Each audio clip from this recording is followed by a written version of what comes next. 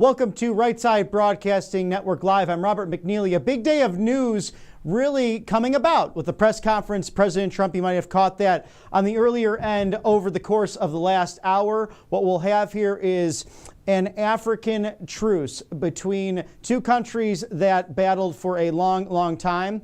We also have Secretary of State Marco Rubio speaking on this very issue, who has led on this and traveled miles and miles along with Steve Witkoff to bring peace through strength and America First agenda around the world. This is all in the heels of breaking news. President Trump having great victories at the Supreme Court with MAGA fully intact, and that these injunctions have to stop with these far left lower district courts. So we'll dive more into that today. In the meantime, we'll toss there now to Secretary of State Marco Rubio and the proceedings taking forth at the White House and around Washington, D.C. today.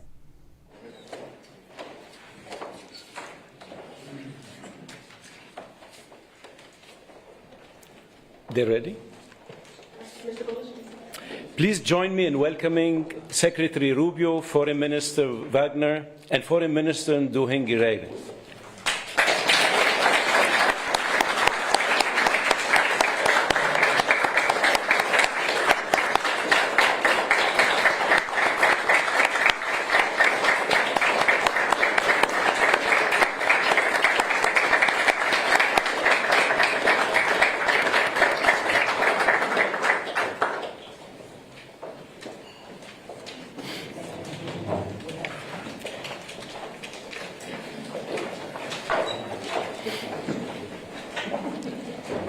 Secretary Rubio, Foreign Minister Wagner, Foreign Minister Nduhungirehe, Minister of State Al-Khulaifi, African Union Chairperson Yusuf, Foreign Minister Ducey, ambassadors, members of Congress, distinguished guests, members of the media, ladies and gentlemen.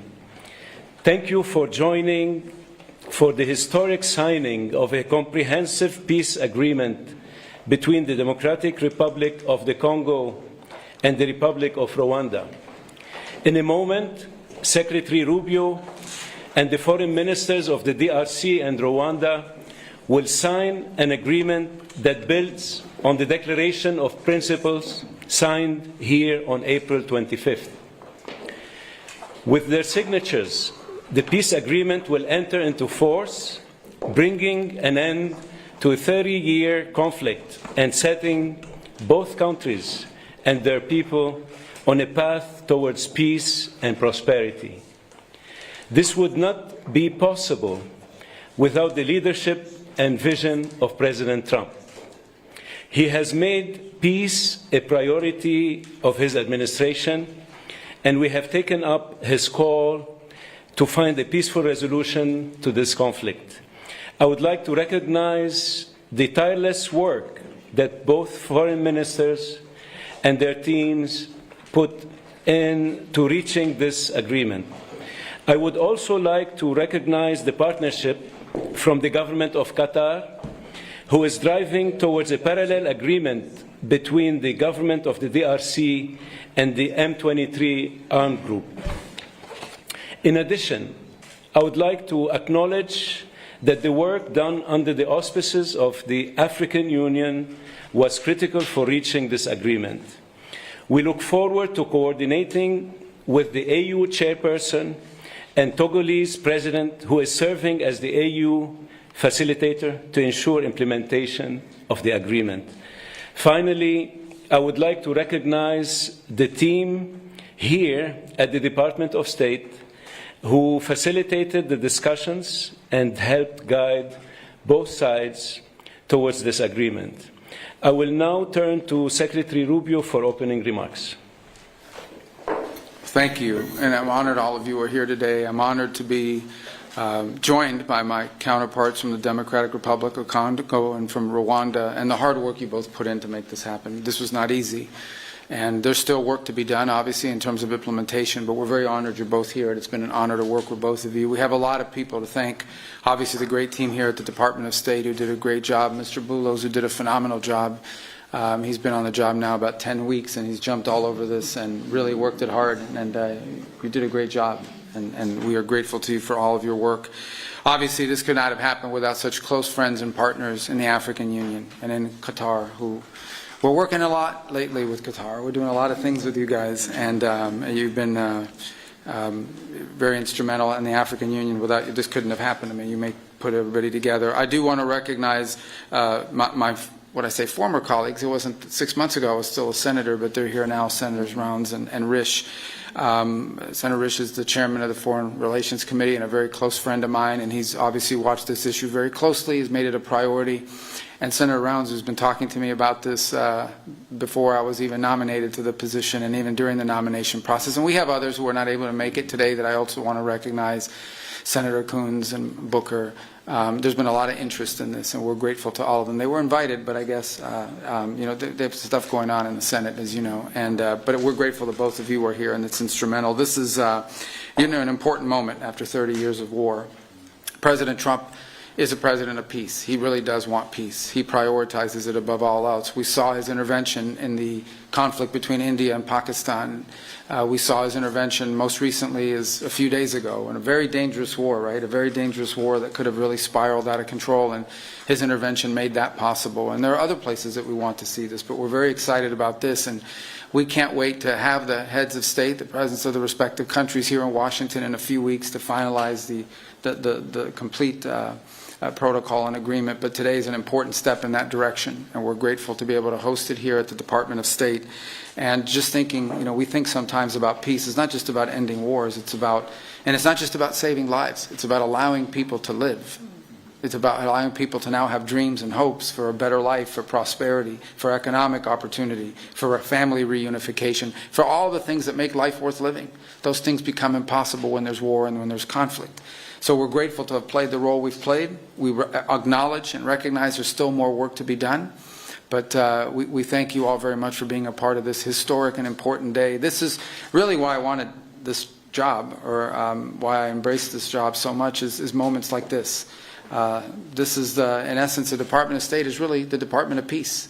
It's designed to bring people together, both in our relations with other countries, but to the extent we can use the stature and the influence of the United States to bring others together. It makes the world a better place. And I honestly believe that when there's peace in the world among friends who may have disagreements and conflict, it does help America. It does help make America stronger and safer and more prosperous. It gives us people, partners we can do business with. And partners that we can work with to address insecurity and threats to our national security and to our collective national security. So we are grateful to both of you. I know how hard this was and how much work went into it, and we know there's more work to be done. And but we are grateful to have you here today. We're honored to be a part of this. We're excited to be a part of it. And again, I do want to thank everyone here in our Africa Bureau and at the Department of State. And once again, our superstar there, Mr. Boulos. What do you want to do next after you're done with this? Sudan. Yeah, very important. Actually, very, very important. And you're very involved in that as well. So what are you guys doing this week in Qatar? You guys want to work a little? Yeah, we are grateful to all of you. Thank you. Thank you. Thank you, Mr. Secretary. I now turn to the Foreign Minister of Rwanda for remarks. Thank you. Secretary of State Marco Rubio, Minister Therese Wagner, the Chairperson of the African Union Commission, Mahmoud Yusuf, Minister of State Mohamed Ali Koulaïfi of Qatar, my colleague, Minister of Foreign Affairs of Togo, Robert Dussé, Senators, dear colleagues, good afternoon. Let me begin by expressing our sincere appreciation to President Donald Trump for his personal engagement in facilitating this historic agreement. We also extend our gratitude to the Secretary of State, Marco Rubio, Special Advisor Masad Boulos, and the entire State Department team. Your dedication has been indispensable. This agreement is the product of months of coordinated efforts by multiple actors. It is very important to note that the State of Qatar has played an absolutely central role.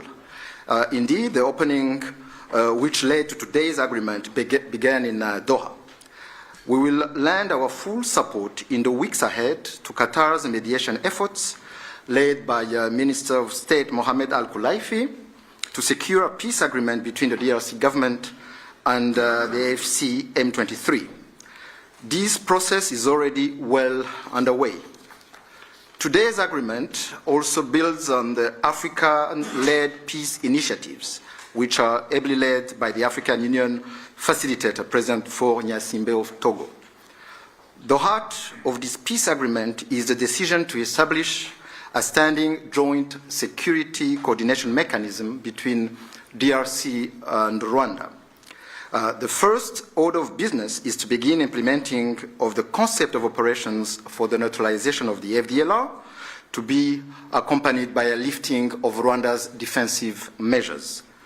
This is grounded in the commitment made here for an irreversible and verifiable end to state support for FDLR and associated militias. That is the bedrock of peace and security in our region. FDLR is no ordinary militia. It is the remnant of the forces which committed the genocide against the Tutsi in 1994, in which 1 million people were killed. With this agreement, we also committed to facilitate the return of refugees in our respective territories with the support of the UNHCR. Creating the conditions for the safe and dignified return of refugees is vital to achieve lasting peace. We also took to enhance economic cooperation, including with American companies and investors. Shared growth and cross-border cooperation will unlock tangible dividends for both our countries. We must acknowledge that there is a great deal of uncertainty in our region and beyond, because many previous agreements have not been implemented, and there is no doubt that the road ahead will not be easy. But with the continued support of the United States and other partners, we believe that a turning point has been reached. Rwanda stands ready to work with the DRC to deliver on our joint commitments. To conclude, allow me to once again express Rwanda's appreciation to all who have contributed to this milestone. Thank you.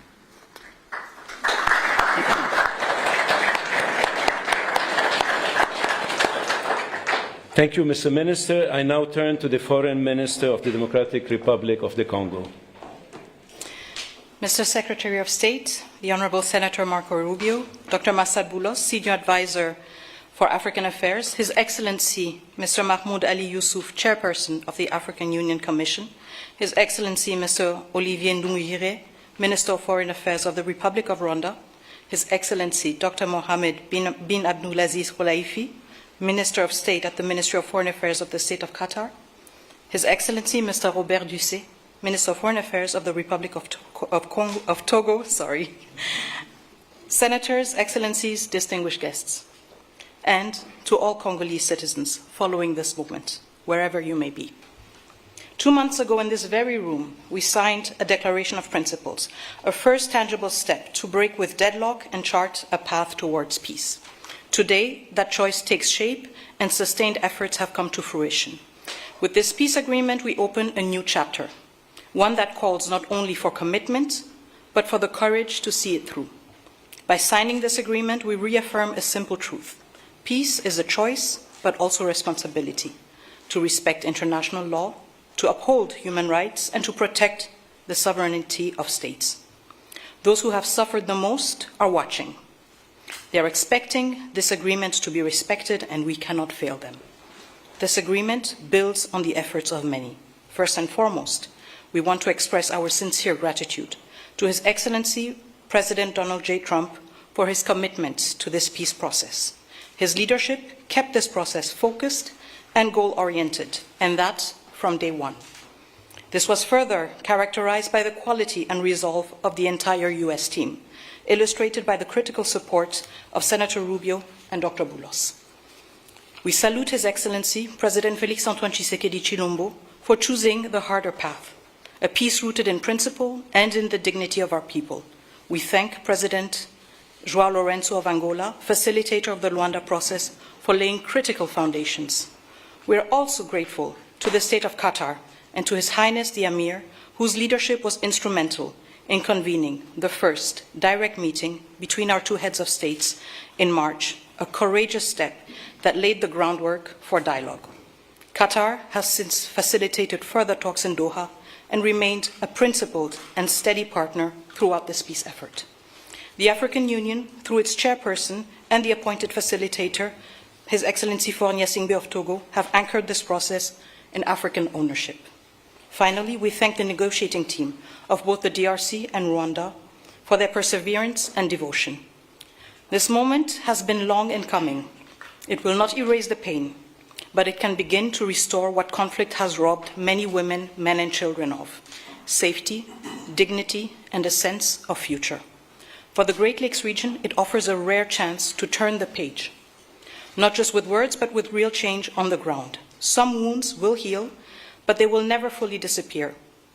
They may grow over, but the skin will forever remain thin and frail, and deep down, the flesh will still remember. At times we will feel numb, and at others we will feel a sudden pang that will remind us of what was lost forever. The scars we carry on our bodies and in our souls will remind us of what must never be forgotten, repeated, or accepted. A few days ago in Kinshasa, a coalition of women's organizations shared a clear message with me. Nous ne voulons pas d'une paix d'élite, nous voulons une paix réelle, vécue, partagée et construite avec nous. We do not want a peace shaped by elites. We want a peace that is real, lived, shared, and built with us. To our fellow citizens in the East, this agreement was signed with you in mind. It provides for the disengagement of armed forces, the protection of civilians, the return of displaced persons and of refugees under government authority, and establishes a follow-up mechanism to ensure compliance. These are not just words on paper. They must now be translated into action with justice, accountability, and political will. This peace agreement is the starting point, not the end goal. It must now be followed by disengagement, justice, and the return of displaced families, and the return of refugees, both to the DRC and Rwanda. However, no text, however carefully negotiated, can carry on its own the weight of peace. I still remember, on the day we signed the Declaration of Principles, a member of the US team said, "If it were easy, it would have been done a long time ago." That holds true now more than ever. What we have signed is only as strong as our will to implement it. We, the DRC, will certainly and resolutely fight for this agreement to be respected, not with our words, but with our deeds. Today, we have chosen peace. What matters now is that we protect it and prove to our people and to the world that even in a region marked by deep scars, dignity and cooperation can prevail. So now, our work truly begins. Thank you.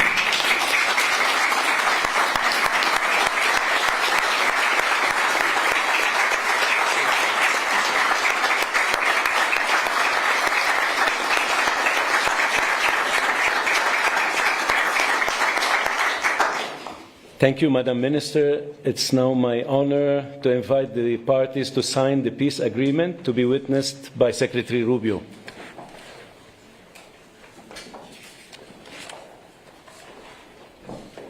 The agreement being signed includes provisions on the respect for territorial integrity and the prohibition of hostilities, the disengagement, disarmament, and conditional integration of non-state armed groups, the establishment of a joint security coordination mechanism, the facilitation of the return of refugees and internally displaced persons, as well as humanitarian access, the reaffirmation of MONUSCO's mandate, and the establishment of a regional economic integration framework.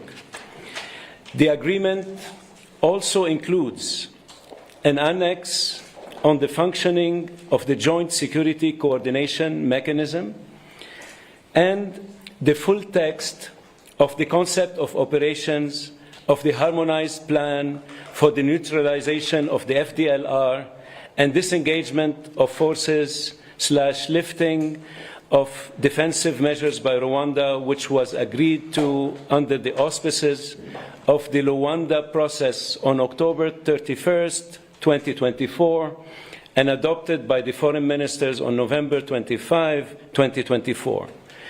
With the parties' signatures today, the agreement immediately enters into force. Thank you very much. Congratulations.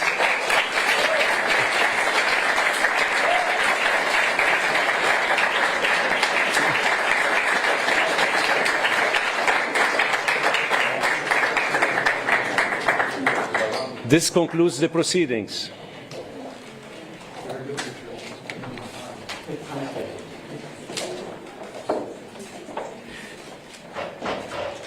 Kindly stay seated while the parties depart. Can we get a quick picture with the two senators? Yes, please.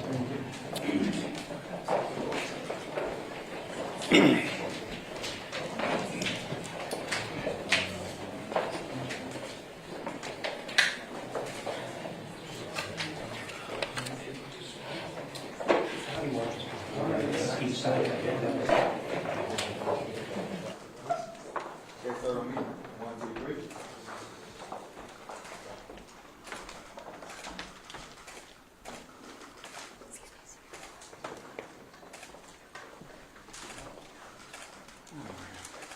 I can't hold my camera in that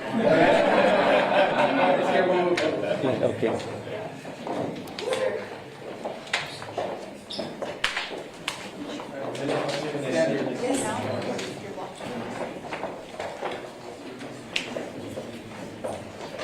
Okay, so on me. 1, 2, 3.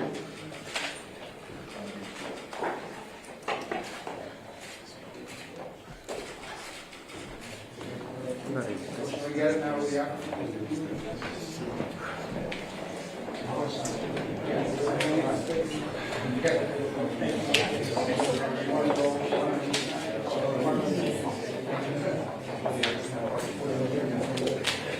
I think we're fine. We all fit. On me, sir. 1, 2, 3. Thank you. There you go. Thank you.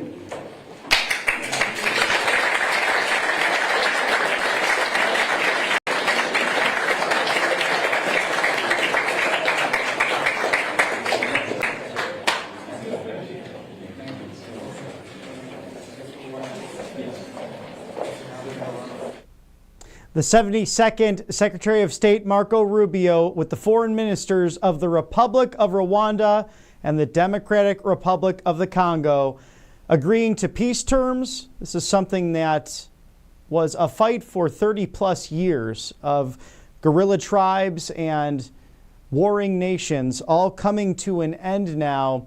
And as the foreign ministers put it, now it's time to get the real work done. And smiling handshakes, some jokes, and the truth in diplomacy there. America first, peace through strength on display there. They will be en route to the White House to spend some time with President Trump around 3 o'clock Eastern as he will participate in this great success between the two African nations, all flanked by that beautiful portrait there of the 65th Secretary of State, Colin Powell. So wonderful day in America. Lots of wins and successes, and the Trump administration, promises made, promises kept, and lots of big rulings from the Supreme Court. We're breaking it all down here at Right Side Broadcasting Network Live. Thank you to our sponsors, Colonial Metals Group.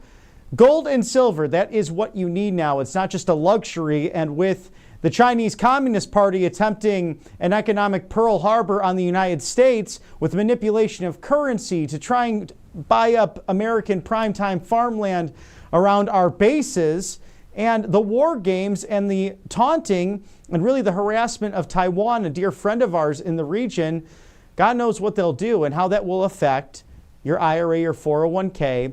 So secure it now with gold and silver, 100% tax-free. Colonial Metals Group, endorsed by U.S. Attorney Judge Jeanine Pirro. Scan the QR code now and just see the warning of experts like Warren Buffett, who know a thing or two about investments, money, and how to keep your retirement and savings safe.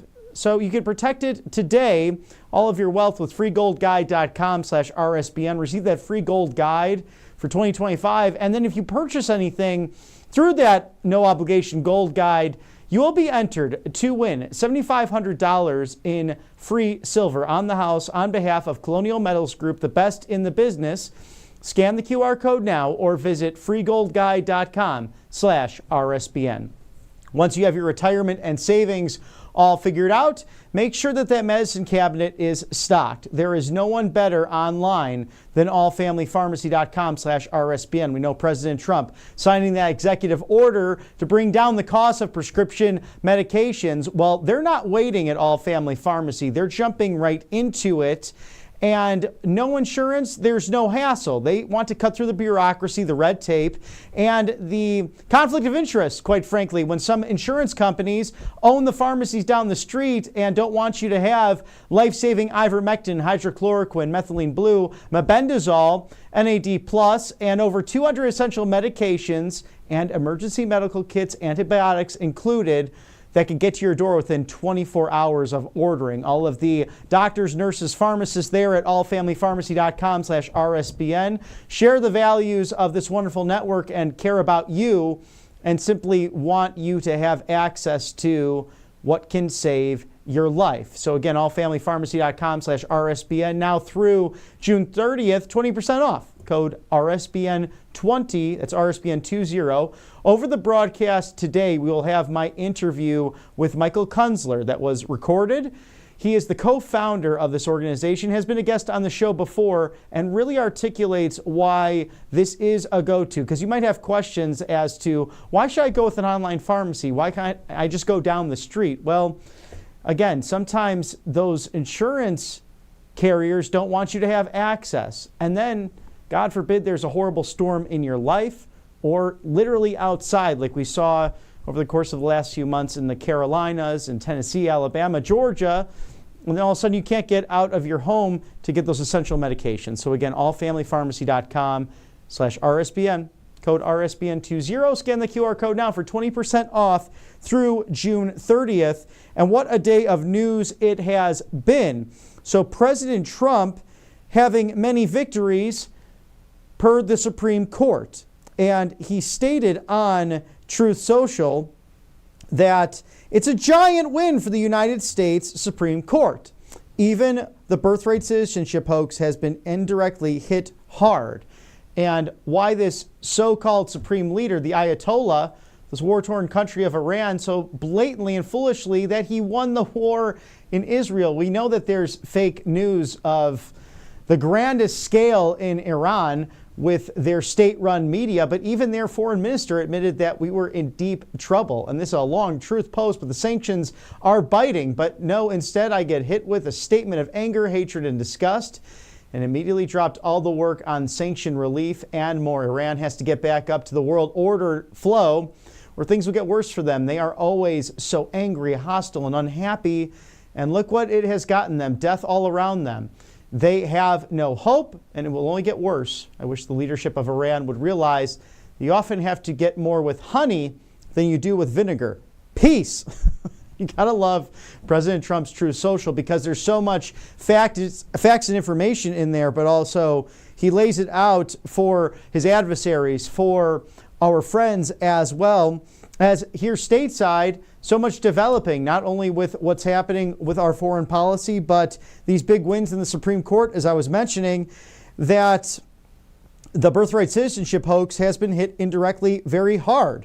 It had to do with the babies of slaves in the same year. This is dating back to post-Civil War and those decisions with the 14th Amendment, not the scamming of our immigration process. Congratulations to Attorney General Pam Bondi, Solicitor General John Sauer, and the entire DOJ news conference at the White House. And that was back at 11:30 Eastern, 2 hours ago. It was a quick press call, and you saw all of our lovely colleagues in the James S. Brady briefing room, and President Trump could not resist to share some humor, but also spitting truth and facts in that moment, saying Caroline's doing a great job. And with one of our wonderful colleagues who's exposing so much truth out there, especially with the Chinese Communist Party, just stating that you could not get this access to Joe Biden. He would have taken half a question, and then maybe he would have grabbed that ice cream cone and the auto pen would have been out of there. But with this president, there's press conferences every day. There are press gaggles, there are statements. He is the most transparent, and it's usually including his team. And even with his wonderful GOAT of press secretaries, the greatest of all time, Caroline Leavitt, even she will have secretaries in there, whether it's the border czar Tom Homan or Scott Bessent, to go in depth with this press in order to get the truth out there. So big wins on the front of the 12-day war, the ceasefire that continues. We now have the fake news, the state-run Iranian media that is going on somewhat of a press tour claiming that they have not been defeated. But we know from the Iran foreign minister that the nuclear program has been decimated. That's been very clear and has been proven by the declassified information of General Dan Raisin Kane speaking on the 15 years that came into this thinking and the recent 5 months of planning and preparation for a possible operation such as this. And then President Trump, although friends with Prime Minister Bibi Netanyahu, and we're fans of him here at the network for what he has had to deal with since October 7th of 2023 with that terrorist attack, President Trump said, bring back the planes. We called the ceasefire. This thing is over. And as he mentioned in the press conference this morning, that presser hot off the press 2 hours ago, that both sides are really exhausted. And there's no question about that because Israel started this off and the United States finished it. And now Iran does not have nuclear capability, and thanks be to God for that, because they do not believe in mutually assured destruction. As President Trump will meet with Rwanda and Congo officials, this is the Republic of Rwanda, the Democratic Republic of the Congo, not to be mixed up with the Republic of the Congo. Those are two separate countries, and many of these lines, these borders have been drawn, redrawn, changed over time, with things like apartheid going down into South Africa in this continent.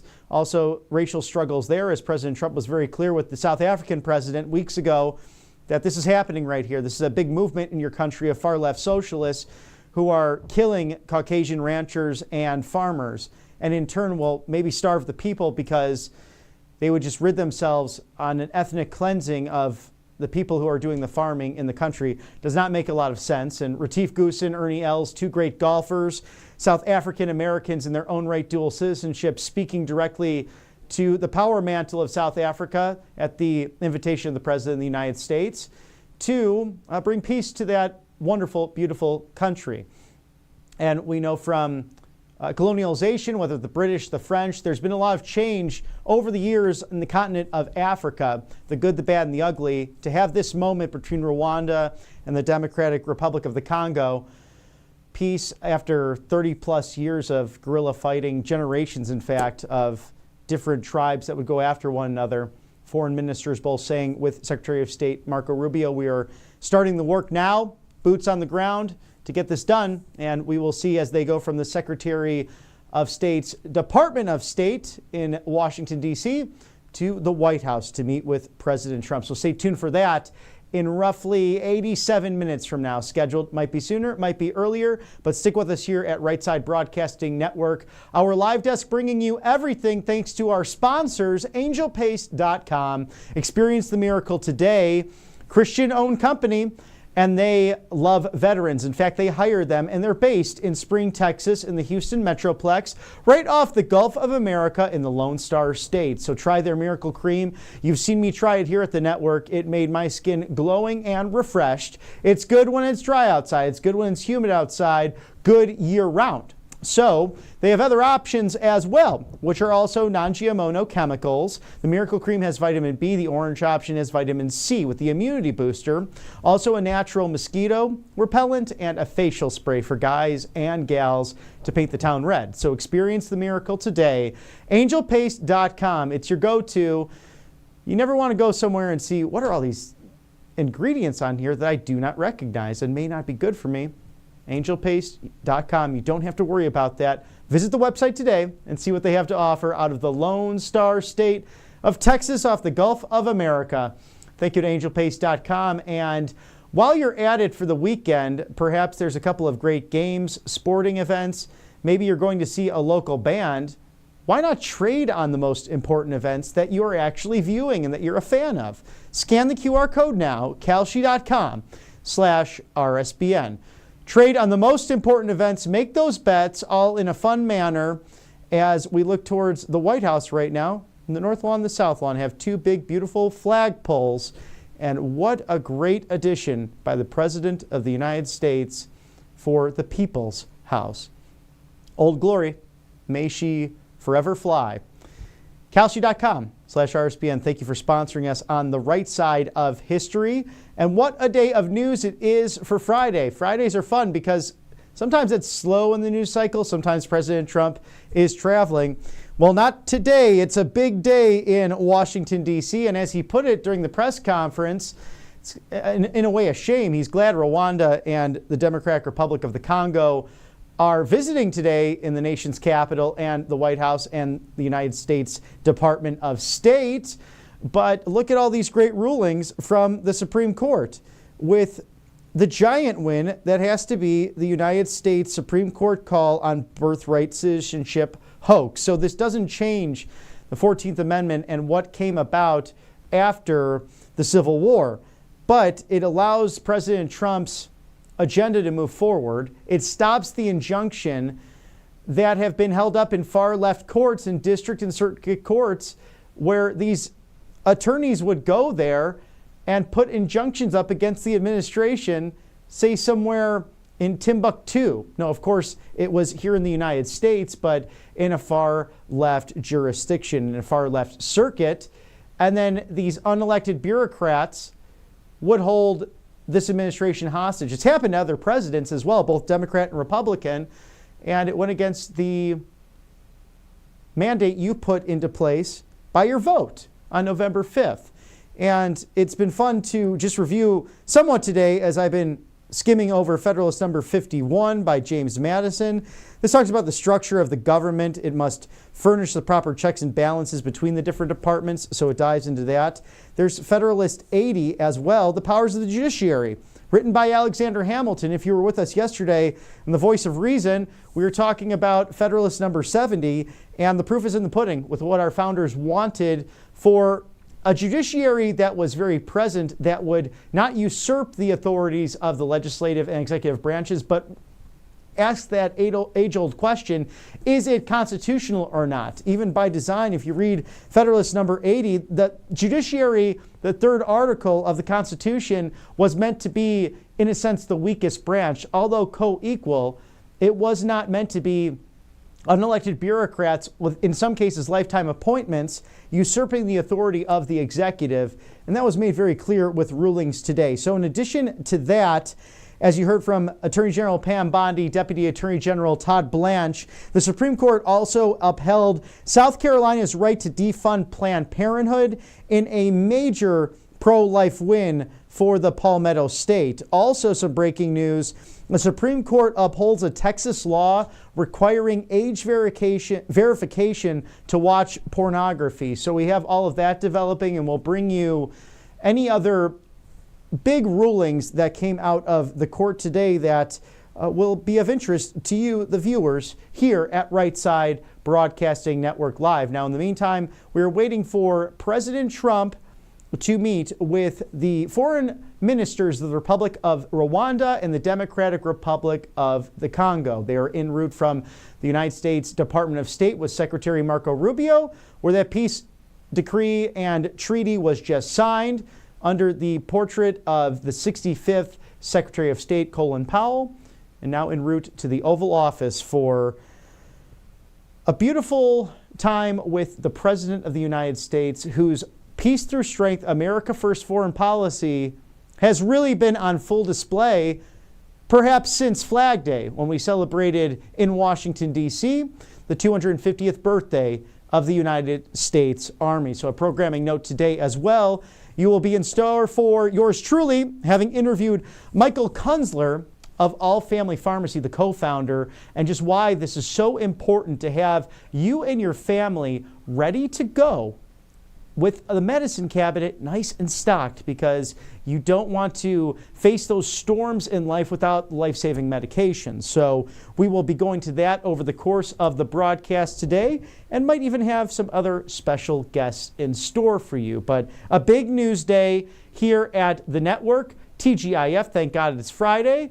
I hope that all of you have wonderful plans with friends and family, and a sense of recharging before the 4th of July holiday, or maybe you'll get that week off for the 4th of July, America's birthday number 249. And next week, stick with us here at Right Side Broadcasting Network Live, as yours truly will be joined by Christina Loren in Des Moines, Iowa, at the Iowa State Fairgrounds, to bring you a great rally to kick off this Jubilee year leading into America 250, as was declared at the Flag Day celebrations in the Federal City, leading up to next year's birthday of 250 years of this great constitutional republic on July 4th, 2026. The magnificent Matthew Alvarez will be here in studio, and we'll have all unbridled access for you come Thursday, July 3rd, and you'll get all of that content to enjoy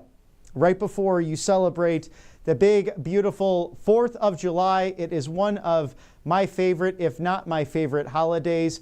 One of those nostalgic scenes I remember from film and media, The Sandlot. I love that film. When they take that break, there's a couple of scenes in there, not only just getting together with friends, scraping your knees, getting out there. If you're the new kid in town, gosh, I can remember doing that when we moved around the country when I was a kid, and I did not know when he won, so you had to get out there. It was before these things were around, and sometimes, as much as it connects us, sometimes you bury yourself in it and then you don't know what's next door or even down the street. So when I was growing up, still you had to go out the door and scrape the knees and just maybe play a pickup game of basketball, baseball, football, whatever your favorite.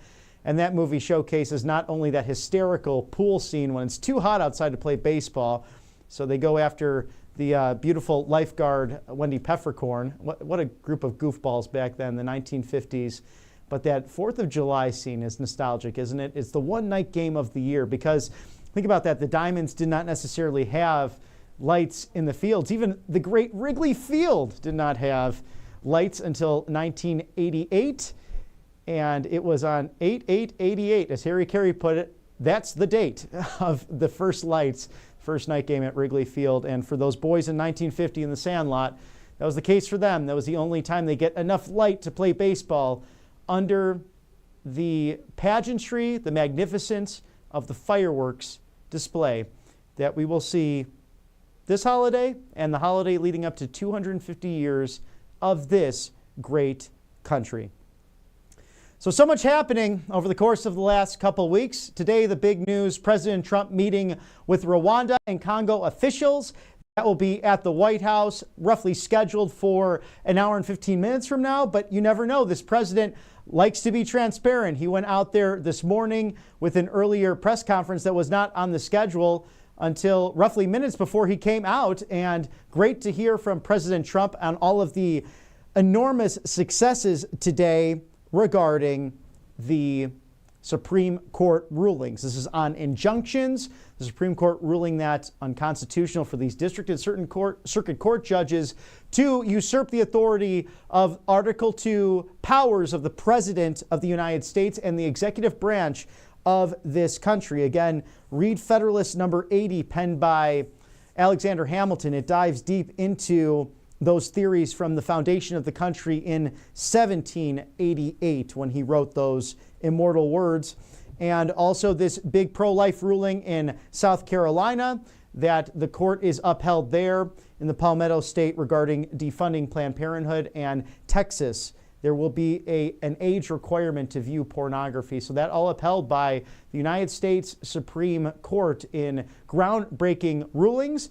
And now this does not make a decision on birthright citizenship, but allows this president to continue his pursuit, whether that does come through the executive, through the legislative branches. And I'm enjoying this because the legislature actually has to work now instead of kicking the can down the road. We've seen them kick the can time and again on immigration, and that's why we got to the mess that we've been in, thanks to Republican and Democrats alike, both on the Hill and in the White House, who are worried about getting reelected rather than securing the border. But as we saw with Tom Homan yesterday, the borders are simply saying that this president is the best for it. He's worked for 6 presidents since 1984, and President Trump has done it best to secure the border. But that brings me to the one big, beautiful bill, the discussion that took place there, and many of my colleagues in the James S. Brady briefing room speaking with President Trump today, asking that question in regards to, say, Senator Ron Johnson saying that, and President Trump said, a good man, I can't get this to the desk of the president, at least in his affirmative vote by the 4th of July, like President Trump has requested. But many of these items inside of this one big beautiful bill, especially securing the border, especially for the law enforcement, to give them the resources that Tom Homan is simply asking for. And it's remarkable the amount of achievement they've had in deportations and detaining, considering in some cases lower forces, but great work between Tom Homan, the border czar, Kristi Noem at DHS, Pam Bondi, the Attorney General, who you saw at the press conference with President Trump, and also Kash Patel as FBI director, as well as state and local forces. As Governor Youngkin put it, thank God I have the Trump administration in the White House, because they are actually doing their authorities per Article 2 of the Constitution, and regardless of those lower courts who attempted to usurp, which has now been found unconstitutional, those jurisdictions, those lawless actions unilaterally by bureaucratic judges will not be upheld. So we'll be excited to see how that affects the one big beautiful bill and policy moving forward for this administration. Thank you to PatriotAddictDeals.com. The Trump Force One airplane, this replica, it's something you need. Let me tell you, I have one on my MAGA man cave desk. So when I invite my friends over, they know where I stand. And heck, I mean, many people do, just because they're watching every day. We're on the right side of history. We're bringing you analysis. We're bringing you op-ed commentary, and we're also breaking this down so you can see every press conference and hearing in real time, the government you put into place inside and outside of the Beltway.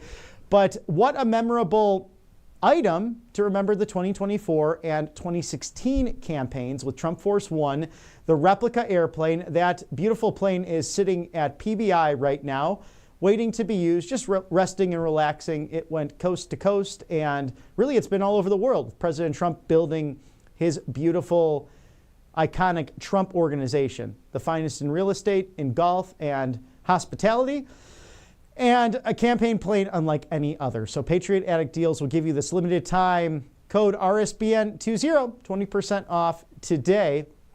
Trump Force One airplane, PatriotAddictDeals.com. And MyPillow.com, the exclusive sale, a special free with any purchase. With God, all things are possible. The multi-use MyPillow 2.0, a $40 value. 800-836-7566. Call delay, don't delay.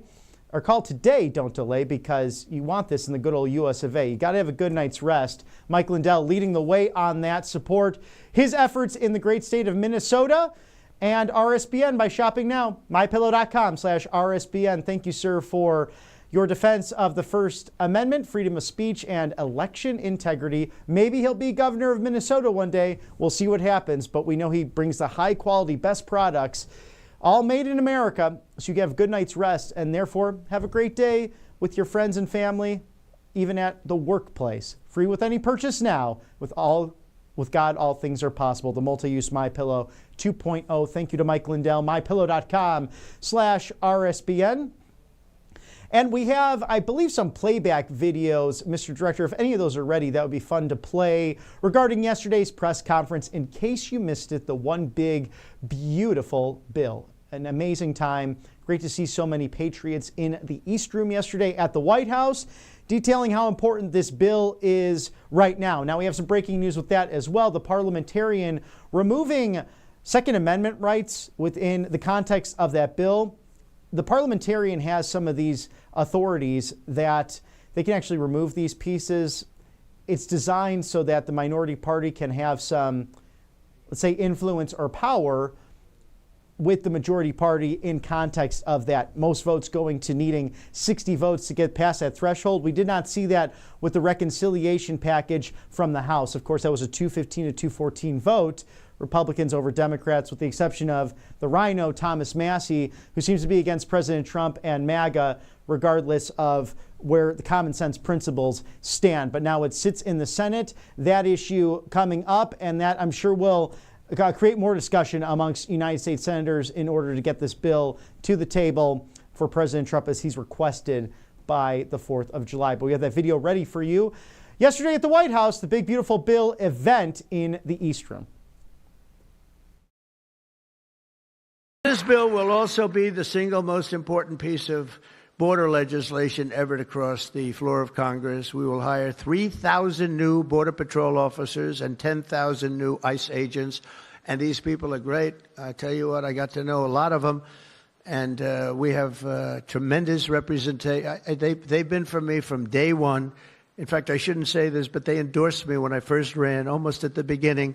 And they weren't sure if they were allowed to endorse me. And they said, we don't care, we're endorsing you. But they were great, and they've been my friends ever since. But think of that. So we're going to hire 3,000 new Border Patrol officers, 10,000 new ICE agents. And, you know, these ICE guys, they go into war zones, and they're tough, and they love our country. And if you're not going to be tough, you're not going to do well. But they are tough, and they'll break into a pack, and they go on a pack. Some of these packs come out of the jails of Venezuela. They come from places that you don't want to know about. They're gang members that have been all sent in here through Biden's open door stupid policy. The dumbest policy, I think, well, we have a lot of dumb policies, but the worst, I think, is open borders, where anybody comes into our country totally unvetted, totally unchecked. And they're drug dealers, and they're people that we don't want them. And they're murderers, you know, they're murderers. I told you, over 11,000 murderers. They're in here. 50% of those, by the way, murdered more than one person. And they came in, no check-in, no anything. It's so sad. What that man has done to this country, we should never forget it, okay? We should never, ever forget it. With that whole group of people, I don't even think it was him. He didn't believe in open borders. He didn't believe in men playing in women's sports or transgender for everybody. But what that group of people has done to this country will never, ever, I don't think we can ever allow history to forget it. What they've done to us is so sad. We're going to fully fund the final sections of Border Wall, impose a new remittance tax on money sent back to foreign countries, and dramatically increase deportations to a bare minimum of 1 million illegal aliens per year. And what we're doing is we're really going after the criminal aliens, of which we have plenty to work with. People say, well, that's a lot, isn't it? Well, remember, these countries are very smart. They're headed up by people I know. In almost all cases, they're very smart people, and they're people of great common sense. They're not sending their good people out. They're sending the bad people out, and they put them into caravans. I think I came up with that name, but somebody did. It's a great name, a caravan. Thousands, and sometimes as many as 30,000 people walking right into our country. Again, last month we had none. Think of that. It's almost, people say it's almost impossible. But they come in, and at a minimum, they're not people that work very hard. They're people that are on welfare. They don't want them. They don't want them. They give them to us. It's incredible what's happened, and it's so sad to see. It's so sad. It could make you just sick to your stomach when you think about it. I was going to say it could make you cry, but I like to pretend I never cry.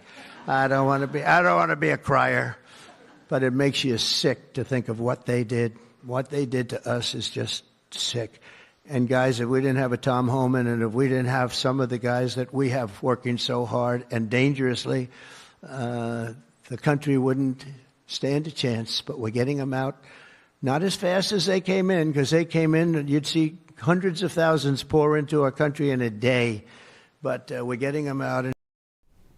Always great to see the working men and women of this great country, the middle class, that really bolsters up this consumer economy, and they have the opportunity to take home pay increase of roughly $10,900 with the passage of this one big, beautiful bill. So we'll see what the Senate does, and we'll see if they get it in a timely manner to President Trump. We know House Speaker Mike Johnson and House leadership doing due diligence in impossible odds with a 220 to 212 majority right now with 3 House vacancies. They only passed this by 215 to 214 in a reconciliation package.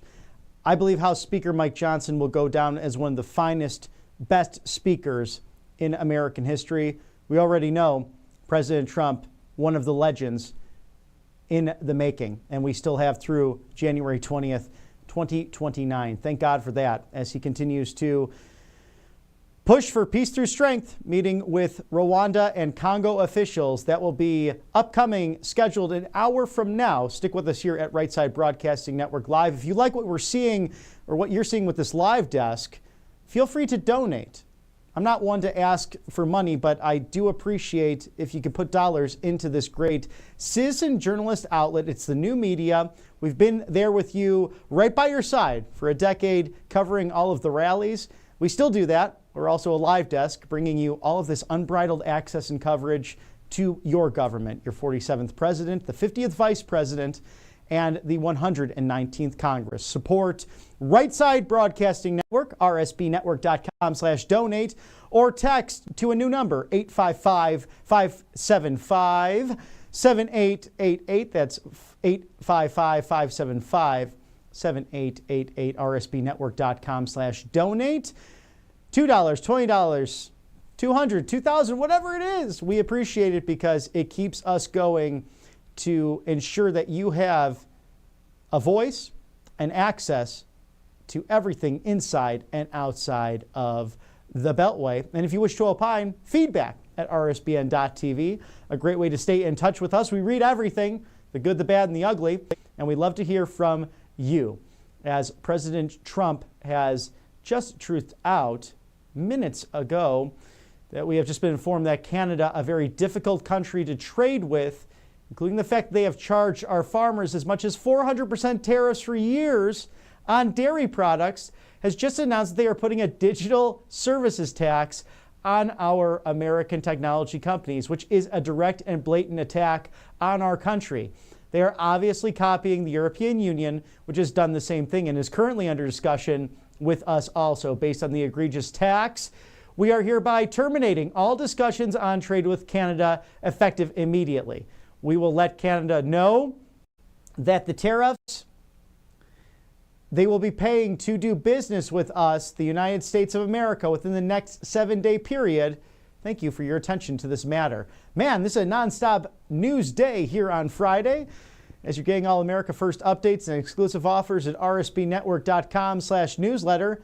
I'm surprised that Prime Minister Mark Carney would be in favor of this. We'll see what he has to say regarding that. But President Trump not messing around, and he is canceling all trade discussions with Canada effective immediately.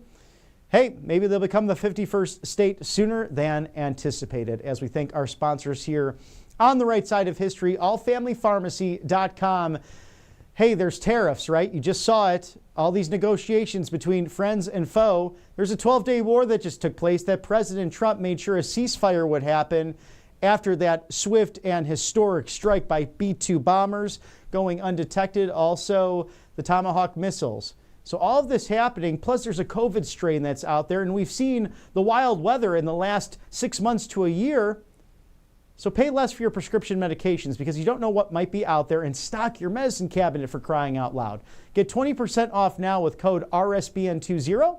Pay less for prescription medications. Allfamilypharmacy.com/RSBN. You can scan the QR code there right now to get all of those beautiful details. And they have things like ivermectin, hydrochloroquine, methylene blue, mebendazole, NAD+, 200 essential medications and antibiotics, and emergency medical kits. Not only good to have in your cabinet, but good for the road, for your summer vacations, so you can stay safe and sound and have no worries, all peace of mind. If you don't have insurance, don't worry. This group is cutting through that red tape, so you don't have to worry. Order online within 24 hours. It gets to your door thanks to these doctors, pharmacists, and the great nurses at allfamilypharmacy.com/RSBN. Code RSBN20, 20% off now. Scan the QR code and you will get access to life-saving medications that some insurance companies and some pharmacies simply will not provide. We have an exclusive interview to showcase for you with Michael Kunzler of All Family Pharmacy, a great regular guest on the show. We recorded this yesterday and can toss it to you now so that you can find out all of those questions you might have, like, are there side effects to certain medications? Why would I go online? Is President Trump's executive order really going to draw down these prices with the influence of the insurance companies? All very valid questions, and that's why we dove into that with Mr. Michael Kunzler, the co-founder of All Family Pharmacy. And we are joined again by Michael Kunzler, the co-founder of All Family Pharmacy. Thank you, sir, for being on the right side of history. And tell us about your experience at All Family Pharmacy, specifically how you have prior authorization requirements from insurance companies, how they interfered with your ability to serve patients quickly and effectively, especially in rural and underserved communities. Yeah, absolutely. So obviously we don't take insurance anymore, but the big topic in the news with Dr. Oz and RFK Jr. is the prior authorizations they're trying to get rid of. And it would be a huge success for the average American because, the average American, 1 out of 5 does fall into that category of prior authorizations. On our end, when we get a prior authorization for a drug, it's usually a brand, but sometimes it's even generics. The insurance wants you to try a cheaper alternative drug, which, in some cases, that's okay. But in most cases, the doctor feels one medication is specifically necessary for a patient. It's going to cause significant delay for that patient to get the medication.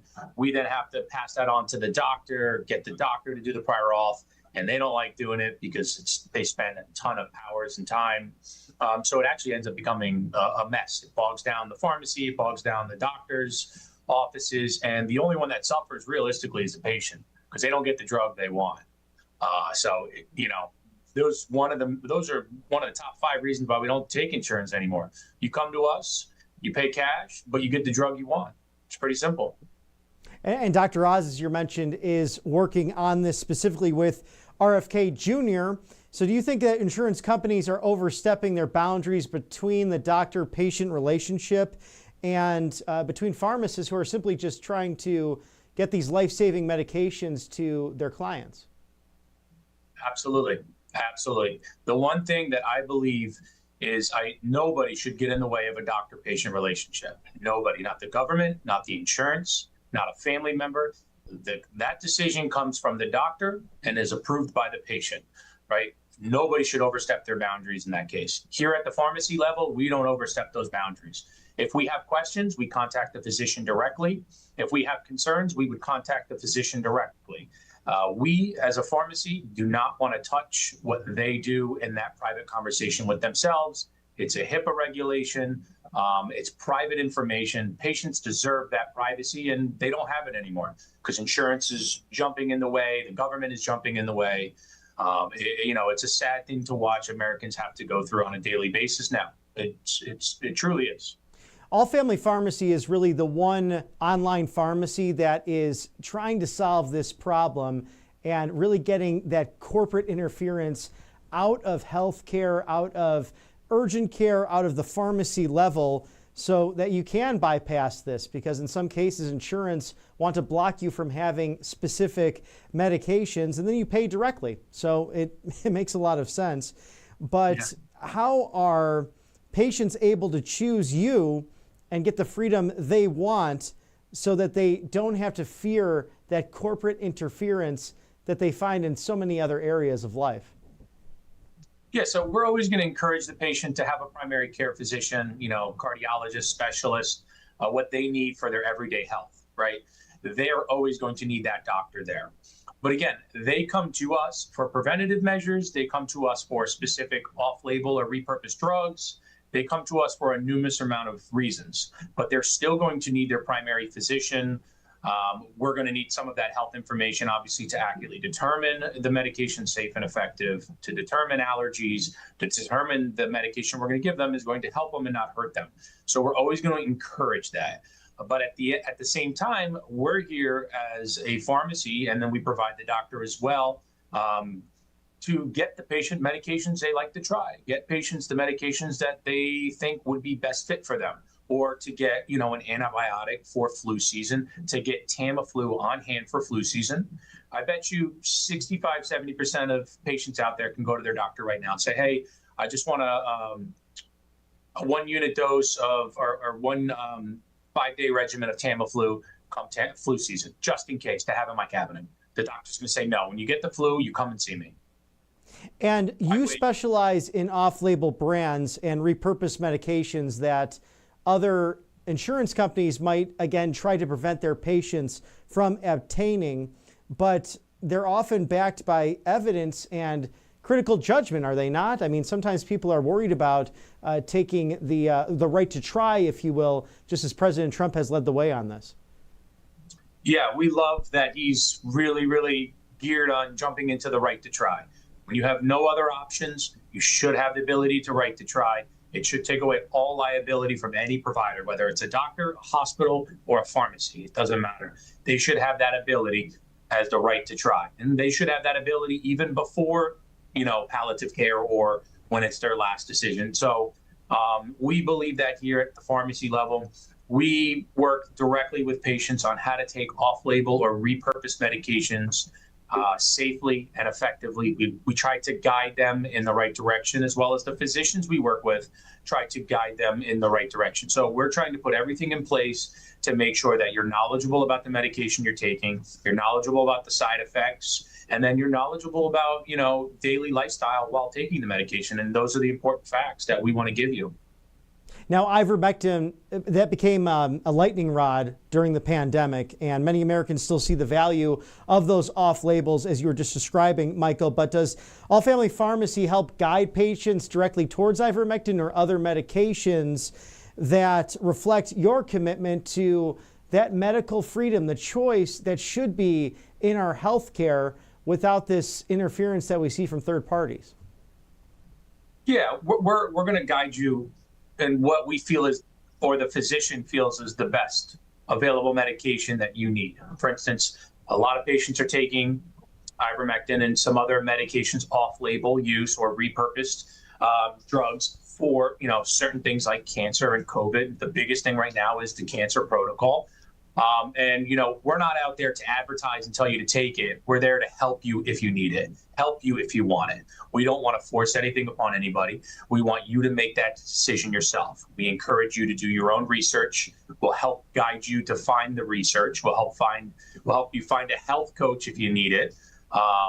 There's a lot of physicians out there that are willing to help. There's a lot of pharmacies like us that are out there willing to help. And we're probably at the top of the list when it comes to these specific protocols. So we don't just do ivermectin. We do other medications, bendazole.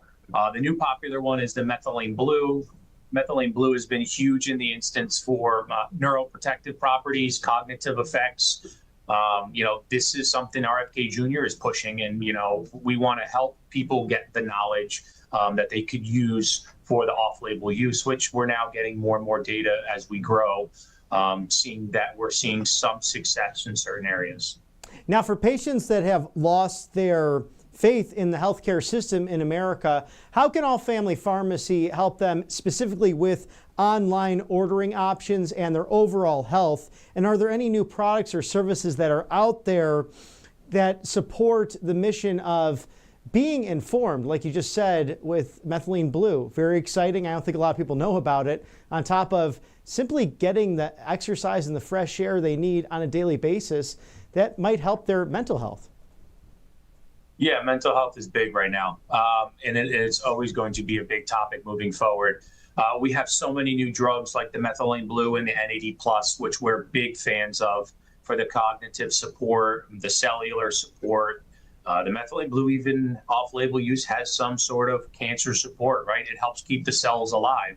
That is the major function of what it does. And that's why a lot of conservatives are taking methylene blue. There are so many conservative companies out there that are selling methylene blue, right? Most of them sell it over the counter.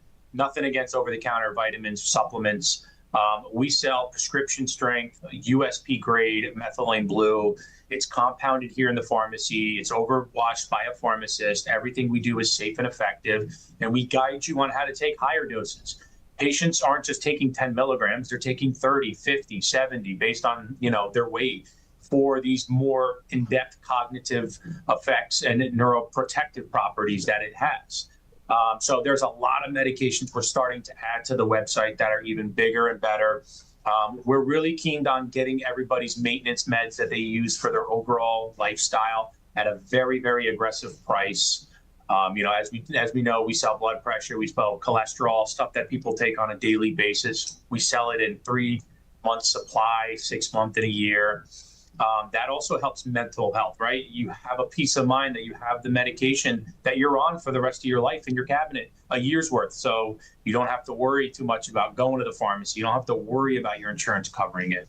That is some of our biggest things here is we push is, peace of mind, having an antibiotic on hand. So we've got a lot of bright things coming in the future as we grow with our patients. I look forward to the end of the summer where we start rolling out some new stuff. And we're always going to have, new drugs to add, stuff that we're finding or people like RFK Jr. are finding that are really helping the everyday American.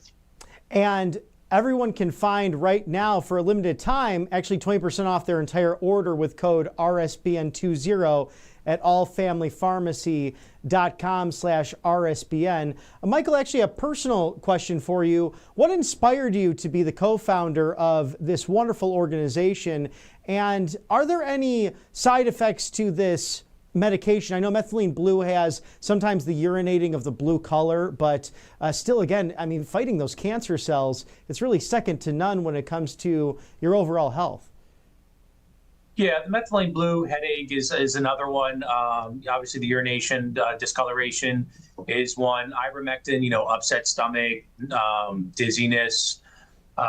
Every medication has so many side effects listed. So, for liability purposes, we have to go in a big, deep talk about 200 different side effects that are possible that they list. So, every medication has its side effects, but we're here to help you, guide you through the side effects, how to guide you around them, what we can do to support them if you need it. We at All Family Pharmacy, we grew because doctors didn't want to prescribe medications that patients wanted to try. Safe and effective medications. This isn't, oxycodone. This isn't causing a pandemic where people are dropping dead. These medications have been around for 40 years and they've saved millions of lives. That's not a lie. Millions of lives around the world. These medications, again, they're safe and effective. We push that. We let you know that. The fact that a doctor says you're not a horse, don't take a medication is silly. It's stupid. It's disrespectful towards the patient, right? You shouldn't treat your patient like that. You should give them guidance. You should give them insight. And that's what we do at All Family Pharmacy. We don't treat you like that. We treat you like family. That's it. Truly a group of doctors and pharmacists, nurses, and those outside of the medical field but want to be involved in helping people, changing the lives of everyday Americans at All Family Pharmacy. Michael Kunzler, thank you for your time, and we look forward to having you back on RSBN very soon. Yes, thank you. I look forward to it. I always enjoy these talks. Welcome to Right Side Broadcasting Network, your trusted conservative news outlet. At RSBN, we deliver the truth when the mainstream media falls short. Since 2015, we've proudly broadcasted every single one of President Trump's iconic MAGA rallies, bringing you the excitement and energy live before anyone else. By watching RSBN, you get an unfiltered front row view of the action on the ground. We interview the crowds to give a voice to millions of Americans just like you. We show you President Trump's speeches in their entirety, free from interruptions and censorship. We cover the stories that matter to you with the integrity and passion you deserve. Thank you for choosing RSBN as your home for America First News. Together, we stand strong, united, and informed. So join us and be part of the right side of history. Hey y'all, it's Silk from the Diamond and Silk Chit Chat live show. Look, don't forget to check me out right here on RSBN Network. Be sure to watch the show on Right Side Broadcasting Network, and I want you to support Right Side Broadcasting Network. Yes, it's imperative that you do so, okay? I look to see y'all soon. Bye-bye. To celebrate our newest launch, Rev 7, I'm bringing you an amazing introductory offer, plus an exclusive overstock sale that you're not going to want to miss. Rev 7 is our premium energy drink that tastes great and gives you energy all day with no jitters and no crashes. That's because there's no sugar and no caffeine. I'm so sure you're going to love Rev 7 that for a limited time you can try our 3-pack absolutely free. Or check out our Percale bed sheets. I can't believe I'm even going to say this. Every color, every style, every size, only $29.88. So go to mypillow.com or call the number on your screen. Use your promo code to save 20% on our Rev 7 12-packs or try our introductory 3-pack absolutely free. And our Percale bed sheets, all sizes only $29.88, even the queens and kings. Inventory is extremely limited, so order now. Good afternoon. It's RSBN Live at 2:15. Great coverage today by Robert McNeely all day, of course. President Trump starting out with an awesome press conference from the White House. Not every day that you get to see him there at the James S. Brady press briefing room, but today a lot of information shared with us. We'll go to a clip that we actually posted on Right Side in just a bit from now, as it is a Friday. So happy Friday to everybody out there. Of course, blue skies in many parts of the country right now. I kind of checked the weather a little bit. There are a few pockets of thunderstorms, but these are smaller cells, it looks like, at this point. Didn't see any wicked weather, as they call it, or inclement weather like a tornado warning or anything. But so hopefully I have a great weekend, a great Friday. We still have a little bit more coverage to go. It's been, what a week it's been, right? With all of the coverage since last week. I worked through the weekend. So Saturday, Sunday, all these days, they run together. But at the end of the day, what we do know is President Trump is coming out on top. And we know that we have a great leader. So looking forward to talking about a lot of things, including replaying some of that speech from President Trump in a bit. But this broadcast, of course, as you know, is all about the president holding an event with the foreign ministers of the Democratic Republic of the Congo and the Republic of Rwanda. Now, citing an article from the AP, what we're told is the Democratic Republic of Congo and Rwanda are set to sign that peace deal, which they just did, of course, with Secretary of State Marco Rubio. It's facilitated by our country to help and end the decades-long deadly fighting in eastern Congo. So we're told that the deal is to be signed in Washington Friday. Of course, that happened. It would also help the U.S. government and American companies gain access to critical minerals in the conflict-battered, mineral-rich region. So the Central African nation of Congo has been ripped apart by conflict, we're told, with more than 100 armed groups. The most prominent is the M23 rebel groups. The most prominent, again, with this M23, they're all backed by neighboring Rwanda, so whose major advance earlier this year left bodies littered on the streets. So, I mean, this is something that we're looking forward to seeing this event with the president and these foreign leaders. Something, again, peace through strength. We see it time and time again with President Trump, stopping the 12-day war. Also with India and Pakistan, and then now with Rwanda and the Democratic Republic of Congo, so the DRC. So, yeah, always good to see that here on Right Side Broadcasting Network as we go into the weekend. Maybe this week going to be a lot slower news-wise than last weekend, because it was a wild week, again, with not only the big, beautiful bill in the Senate right now. We'll get into some of that in a minute. But of course, all of the information from the Iranian-Israeli conflict that now has stopped thanks to President Trump after those U.S. strikes to those 3 sites in Iran on Saturday. And of course, that great speech by the president to the country that happened on Saturday night as well at 10 o'clock Eastern. So fast forwarding now, next week, 2 major things happening next week. One, the possible passing of this big, beautiful bill. We'll get into some details about that. But also, July 3rd, we'll have the huge America 250 rally, of course, that will be happening. And we'll have our correspondents there live, our hosts there. So it'll be great to see that in Iowa. Robert McNeely and Christina Loren live out there in Iowa. So great to see that coverage coming up here on Right Side Broadcasting Network. Let's go to angelpaste.com quickly. As you know, all you have to do is go to angelpaste.com and check out the RSBN promo code there too. You'll get a percentage off of this product, but also many products on the site. So always good to see that. Always good to have a company with us that is on the right side of history. So angelpaste.com out of Spring, Texas. A number of great products, including what you see right there, the Angel Paste Miracle Cream. All right, let's go to Kalshi.com/RSBN. If you're looking to bet or trade on a lot of different things, you can do that, Kalshi.com/RSBN. They also have an app. So once you go there, you're going to see a lot of questions and a lot of betting and trading on various topics: science, technology, sports, weather, faith, politics, all sorts of things. And it's a great site, Kalshi.com/RSBN.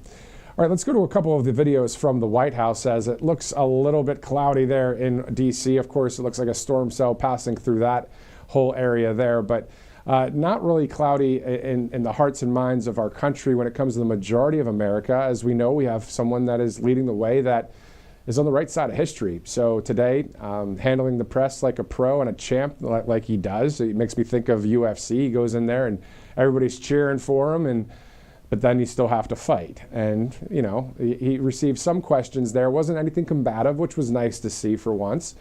But the president, of course, is speaking on a number of topics, including a 4-minute piece of video that we can go to from that press conference this morning. You saw after President Trump was done speaking, of course, Robert McNeely here in studio for that.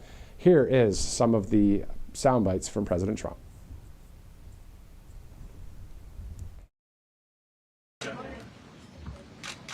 Well, this was a big one, wasn't it? This was a big decision. An amazing decision, one that we're very happy about. This morning, the Supreme Court has delivered a monumental victory for the Constitution, the separation of powers, and the rule of law in striking down the excessive use of nationwide injunctions to interfere with the normal functioning of the executive branch. The Supreme Court has stopped the presidency itself. That's what they've done. And really, it's been an amazing period of time this last hour. There are people elated all over the country. I've seen such happiness and spirit. Sometimes you don't see that, but this case is very important. I was elected on a historic mandate, but in recent months we've seen a handful of radical left judges effectively try to overrule the rightful powers of the president to stop the American people from getting the policies that they voted for in record numbers.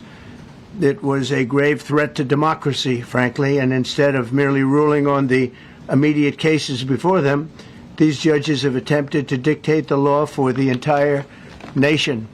In practice, this meant that if any one of the nearly 700 federal judges disagreed with the policy of a duly elected president of the United States, he or she could block that policy from going into effect or at least delay it for many years, tie it up in the court system.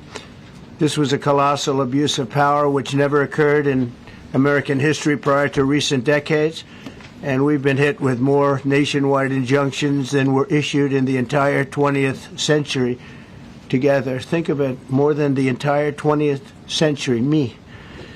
I'm grateful to the Supreme Court for stepping in and solving this very, very big and complex problem, and they've made it very simple.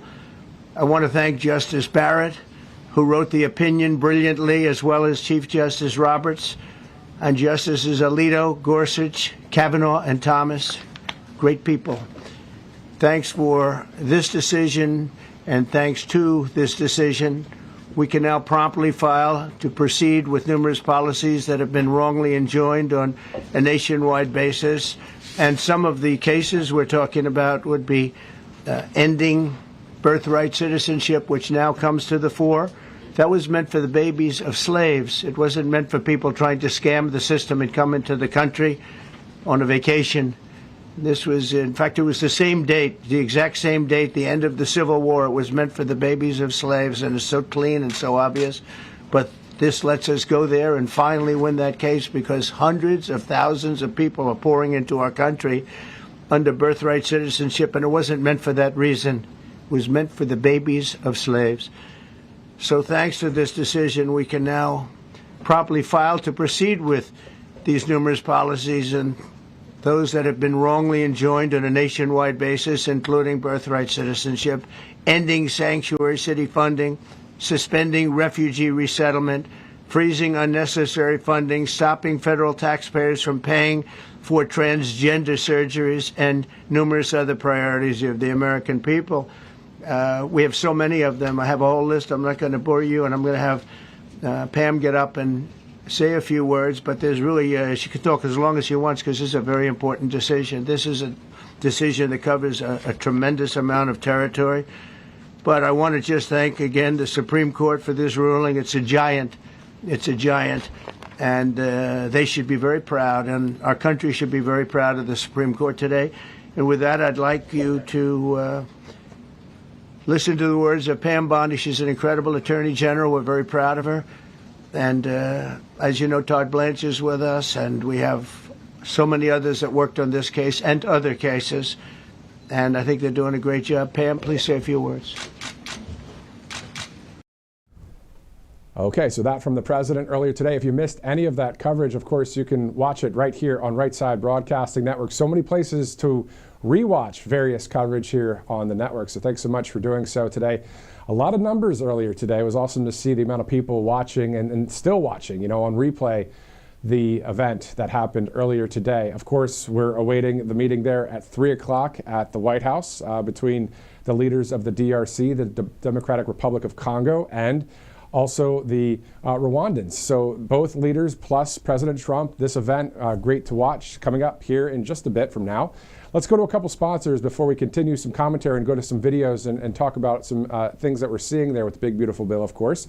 Let's go to patriotactdeals.com. Trump Force One, the great plane you see right there on your screen. At this point, there's probably not many left, to be honest, because we've been talking about this for maybe about a week now, and we know last time there weren't that many available, so they flew off the shelves, no pun intended. So if you'd like to try one out, all you have to do is get patriotactdeals.com and use that RSBN 20 promo code to get that great plane right there. Also, mypillow.com/RSBN. You can also get the With God, All Things Are Possible pillow for free. All you have to do is purchase one thing or as many things as you'd like, and you'll get that pillow, of course, a $39.98 value. The great Mike Lindell doing great things for this country. mypillow.com/RSBN. Two great sponsors here at Right Side. Many great sponsors, of course, that we have here at the network. And thank you for donating as well, those of you that would like to donate here at Right Side Broadcasting Network. All right, let's look at a couple of President Trump's most recent posts after the press conference. So he posted two items. Number one is about Iran, so let's go to that quickly here. President Trump saying, why would the so-called supreme leader Ayatollah al-Khamenei of the war-torn country of Iran say so blatantly and foolishly that he won the war with Israel when he knows his statement is a lie? It's not so. As a man of great faith, he is not supposed to lie. His country was decimated. His 3 evil nuclear sites were obliterated, and I knew exactly where he was, sheltered, and would not let Israel or the U.S. Armed Forces, by far the greatest and most powerful in the world, terminate his life. So President Trump says, quote, I saved him from a very ugly and ignominious death. And he does not have to say, thank you, President Trump. In fact, in the final act of the war, I demanded that Israel bring back a very large group of planes, which were headed directly to Tehran, looking for a big day, perhaps the final knockout. Tremendous damage would have ensued, and many Iranians would have been killed. It was going to be the biggest attack of the war by far, this according to President Trump. During the last few days, I was working on the possible removal of sanctions and other things, which would have given a much better chance to Iran at a full, fast, and complete recovery. The sanctions are biting, but no, instead I get hit with a statement of anger, hatred, and disgust, and immediately dropped all work on sanction relief and more. So Iran has to get back into the world order now and the flow, or things will only get worse for them. They are always so angry, hostile, and unhappy, and look at what it has gotten them. A burned out, blown up country with no future, a decimated military, a horrible economy, and death all around them. They have no hope, and it will only get worse. I wish the leadership of Iran would realize that you often get more honey than you do with vinegar. Peace, President Trump says at the end there. It's a good word by President Trump, not only for just in general world leaders, but life in general. Honey better than vinegar. It's always the truth. That is the truth right there. All right, so 2:29, bottom of the hour. Let's move on to one more Trump post on Truth Social. We may have 2 more Trump posts, I'm told, so let's see if we can go to this next one. This one is about Canada coming up with the trade deal situation there. This is one that was posted just a few minutes ago. As we see here, yeah, we do have a couple of posts from President Trump. Let's go with the Canadian one. We have just been informed that Canada, a very difficult country to trade with, including the fact that they have charged our farmers as much as 400% tariffs for years on dairy products, has just announced that they are putting a digital services tax on our American technology companies, which is a direct and blatant attack on our country. They're obviously copying the EU, which has done the same thing and is currently under discussion with us also. Now, based on this tax, we are hereby terminating all discussions on trade with Canada, effective immediately. We will let Canada know the tariff that they will be paying to do business with the United States of America within the next 7-day period. Thank you for your attention to this matter. So President Trump, even after this press conference earlier today, still sharing with the American people and the world, this is where I stand on this, this, and this. And now let's go to one more post by President Trump saying about 28 minutes ago that the great Republicans in the U.S. Senate are working all weekend to finish our one big, beautiful bill. We are on the precipice of delivering massive general tax cuts, no tax on tips, no tax on overtime, no tax on Social Security for our seniors, permanently securing our borders, an even bigger and more powerful military. And in parentheses, President Trump, if you're reading it there, says, I rebuilt it during my first term, and it is already the best, but we will make it better. Unleashing our American economy, dominating the energy market, creating jobs, and getting money back to American families. The president says the House of Representatives must be ready to send it to my desk before July 4th. We can get it done. It will be a wonderful celebration for our country, which is right now, quote unquote, the hottest country anywhere in the world. And to think just last year we were the laughing stock. Thank you for your attention to this matter. President Trump, once again, Truth Social, right directly to us for us to see where he's coming from, what he's thinking about, and what's on tap when it comes to our nation. Now, again, next week, 2 big things happening. The big, beautiful bill may pass the Senate, get right to President Trump's desk. And then July 3rd, he'll be in Iowa for a huge America 250 kickoff rally. So next year, of course, it'll be the 250th birthday for our country. So we're just kicking it off a year ahead of time because there's going to be a lot of great events over the next 12 months, just getting ready to celebrate and continue to celebrate various ways of our accomplishments here in the land of the free. So it's 2:32 Eastern. Let's go to a few videos about the big, beautiful bill, and then we'll also go to an article in the Federalist that we're seeing that is pointing out an important point, too, for a number of people. So let's go to that. Let's go to the big, beautiful bill. This is the overall video from the White House about the 1BBB. Let's take a look.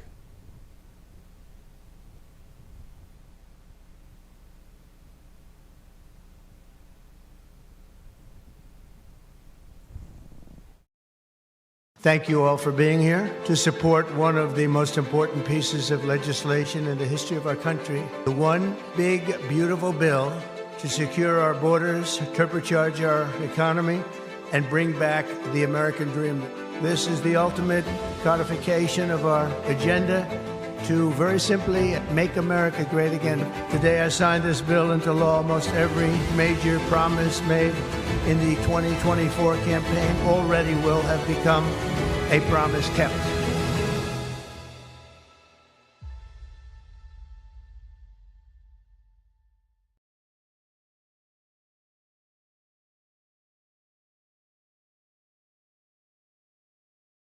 If there was a technical difficulty, but hey, we are on it here live, 2:30 as we await the president.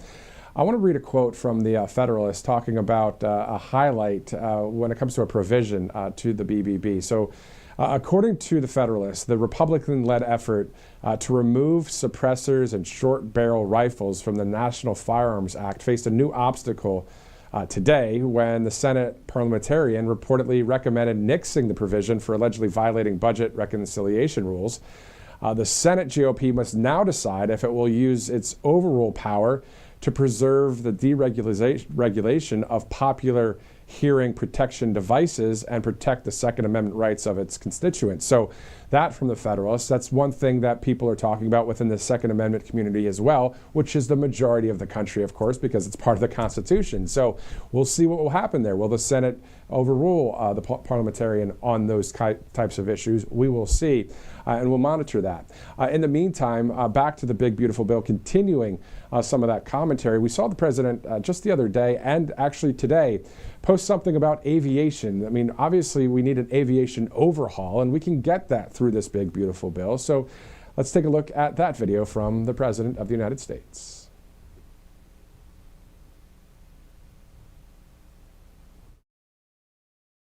After many years of decline in our air traffic control system, the One Big Beautiful Bill will modernize this decrepit relic and give America the best, most advanced air traffic control system on earth, the best by far. It contains a historic program to update antiquated communications and radar systems, deteriorating hardware, and ancient software. This is really old stuff. It's ancient, with the latest 21st century tools and equipment. It will improve runway safety and build new air traffic control centers for the first time in more than 50 years and keep America flying safely and efficiently for decades to come. Many, many decades are going to go by before this one gets obsolete. It's the best in the world. It's time to pass the One Big Beautiful Bill into law. We're going to get it done. We're going to take care of air traffic control. Thank you very much.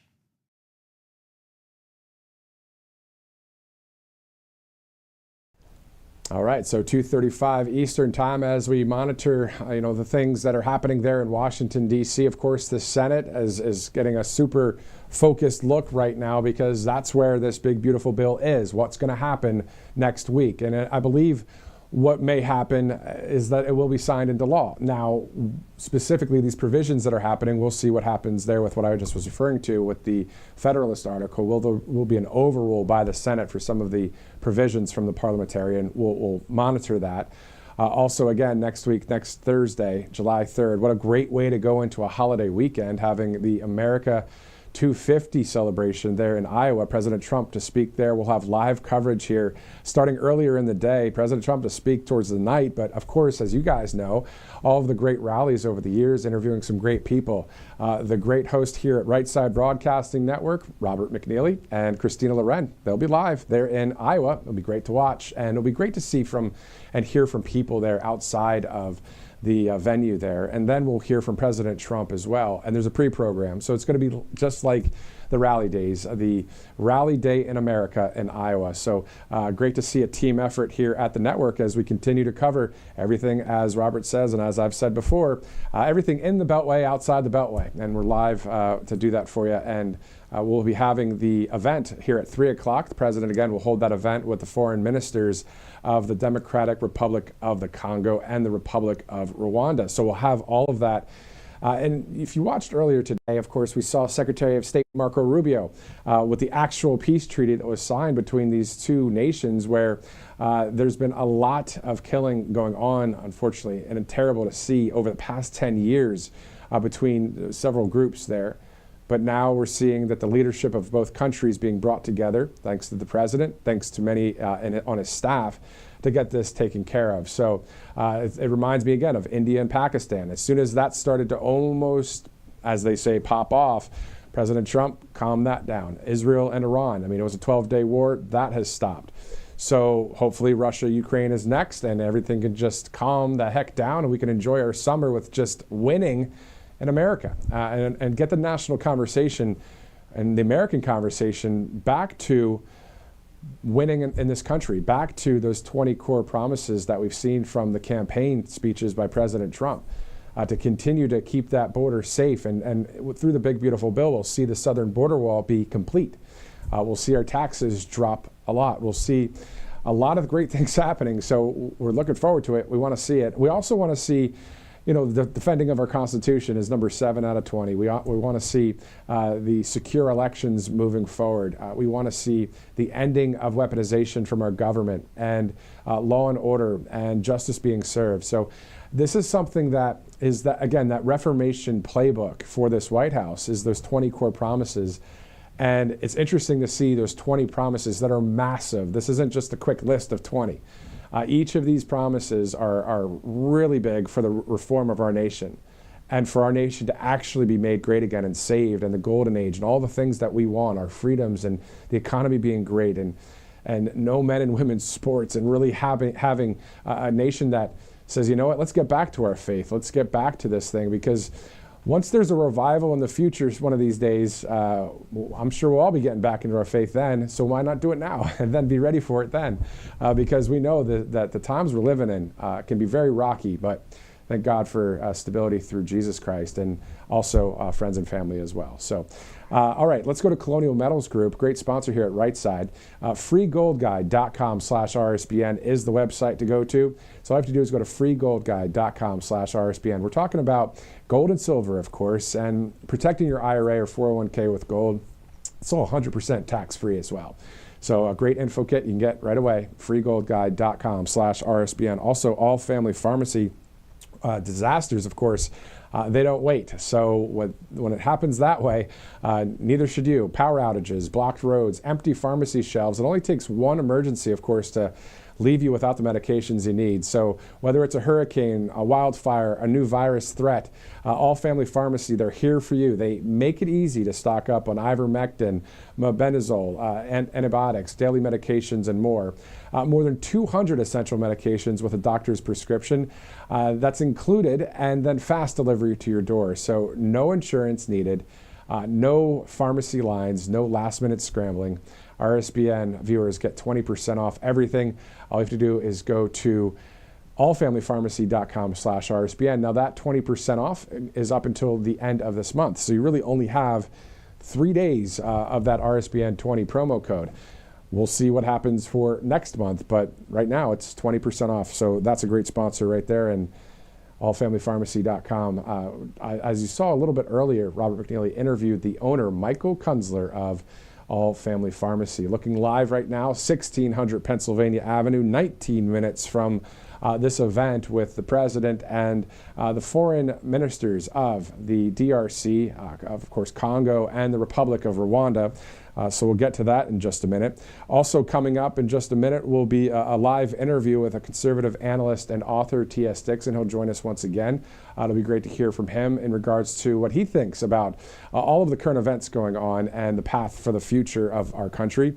And also we can tackle some other topics too within that framework. So that'll be a good interview in just a few minutes from now as we stand by and wait to see President Trump there at the White House. So we'll monitor that even during the interview in the sense of if we see that President Trump is appearing there at the White House on camera, we'll go there live just as we always do here on Right Side Broadcasting Network. All right, let's go into a few of the big, beautiful bill details from the White House. You're talking 50 wins in the one big, beautiful bill. This per the White House, reporting simply what the White House says is within this big, beautiful bill. Of course, you've seen a lot of information out there. So I'll be looking on a screen that's on the other side of the camera. So if you see me looking over, that's part of what I'm doing here because I just want to get all the specifics right within this big, beautiful bill. So it delivers the largest tax cut in American history. So that means an extra $5,000 in Americans' pockets with a double-digit % decrease to their tax bills.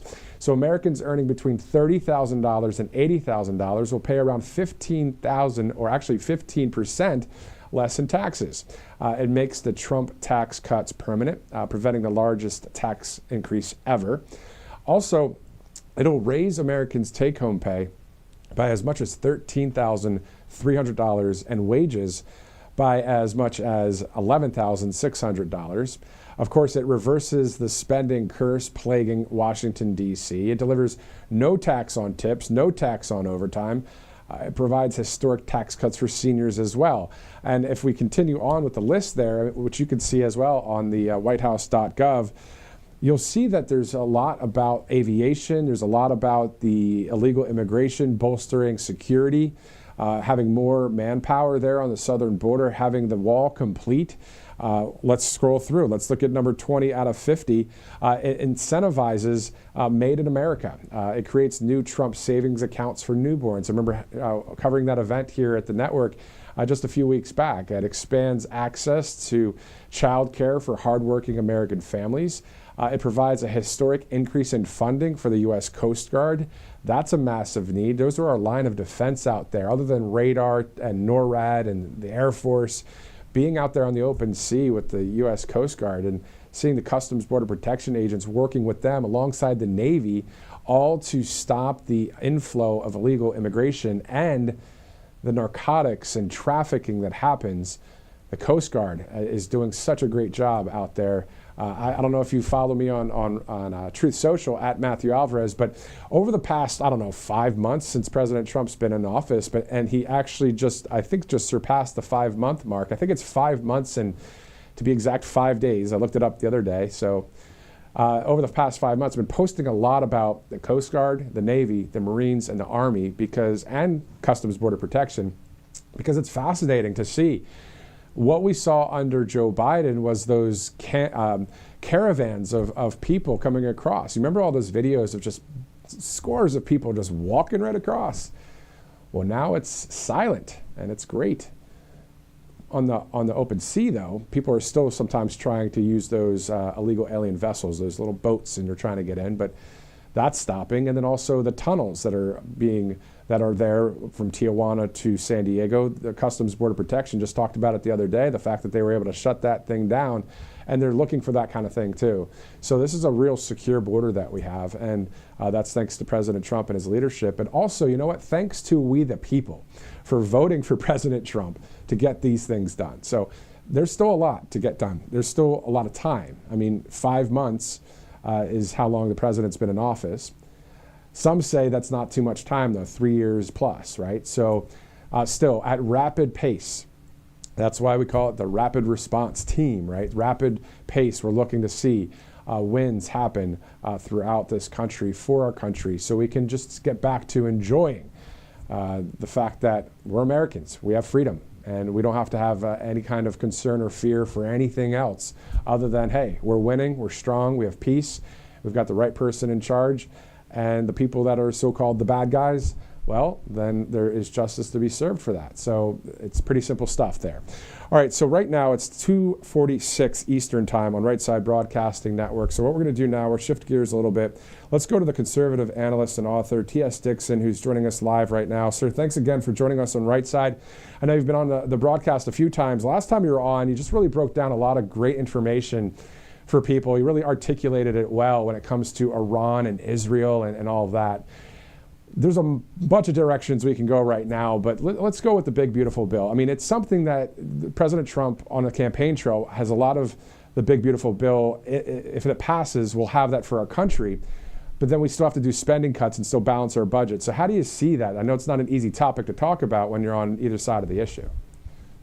Yeah, I think the big, beautiful bill is a little bit complicated because they just want to make it about you're either for it or against it, and it's all good or it's all bad.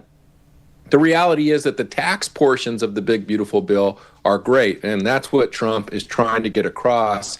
And he's accepting some concessions and some compromises in exchange for that. However, there are a few deal breakers to the MAGA base. One of them would be the spending cuts, which we haven't really seen yet. And so that would need to happen in either a consecutive bill or in a separate bill. But the other one is this 10-year moratorium on lawsuits against AI companies at the state or local level. And that is almost like a poison pill inside of this wonderful bill that's got an amazing piece of tax legislation that would save Americans, tens of thousands of dollars or thousands of dollars per family, which would be great. And that would be a huge boost to the economy. But this 10-year moratorium on lawsuits against AI is really a scary prospect. So I hope that they get rid of that. But instead, what the Democrats in the Senate have gotten rid of, I think as far as this week, were the only real spending cuts that were in there for Medicaid, and they just removed those. And Thune didn't do anything to stop them. So, it continues to be a precarious road for that bill. Yeah. Well, we're seeing a lot of the highlights of it. I was just reading some of them. We see the videos from the White House. We see where President Trump stands on it. And a lot of the campaign promises, of course, in that bill. So looking forward to seeing everything get ironed out in the right way next week. And hopefully this thing just, gets to that point. And as President Trump said, it's signed and ready to go by next week. It'd be great to see that. Also, your thoughts about how President Trump handled the Iranian attack to, the 3 sites there. I mean, I remember we were talking about, we don't want to get into a long-term war. Of course not. But it seems as if this surgical strike, of course, it worked, and now what? Yeah, I think, Trump did what Trump does best, is he's a leader, he's a visionary, he makes decisions, and then if he needs to, he'll pivot or he'll compensate. But he's a man of action. He's not afraid to use the military when he thinks it's appropriate. And so that's what we saw happen here. I'm glad to see that it was just a strike and not, the beginning of a long-term engagement or a ground war. I think a lot of people were relieved about that. Although it does seem like Israel obviously is telegraphing that that's their wish, for the U.S. to come in fully and go fully at war with Iran until there's regime change, similar to Iraq, Afghanistan, what we see in Syria, Libya. And I think with this president, that's just not going to happen, which is great. And I think the other thing that we see is, Trump is very trusting, and he's trusting our allies, which makes perfect sense. He's trusting our intelligence apparatus, which makes perfect sense. But then at the end of the day, later on, when their stories change, you can watch him start to realize that not all of these parties are as trustworthy as he at first thought. Yeah, I mean, just the words that he spoke the other day, just being upset about the fact that Israel and Iran, right after this peace, we're going to start getting back into it. And he said, what he said with the F word. He says, they don't know what the F they're doing. So, I mean, he's monitoring, obviously everything going on. And moving forward, though, outside of that, what do you think about the reformation of America? Let's get into a little bit of a deeper discussion here with this as we await the president. Yeah. We'll start in about 9 minutes. What is your definition of the reformation of America? What does that look like for you, T.S. Dixon? Well, this is the number one thing for the West right now, is what I call 3 words: massive institutional reform. That is the magic ingredient that is going to save our countries from these, leftist ideological pitfalls, and also set our economies on fire and bring in an unbelievable amount of freedom and prosperity and happiness overall. So the reforms are, in my mind, the number one thing right now. And you saw Trump come in like with a war hammer with his executive orders and his appointments to his cabinet, and he was just ripping through first-level reforms, which is fantastic. And he's doing a great job. He came in with an agenda ready to go. And most of his cabinet appointments have done a great job. But in reform, as we've gone back in my most recent book, The Woke Mind Viruses, I went back and studied successful political reforms in modern times. And they all came down about a pattern of 4 stages. So the first one is the education phase, where people start to realize something's wrong and they become sort of reawakened to what's going on and start educating themselves.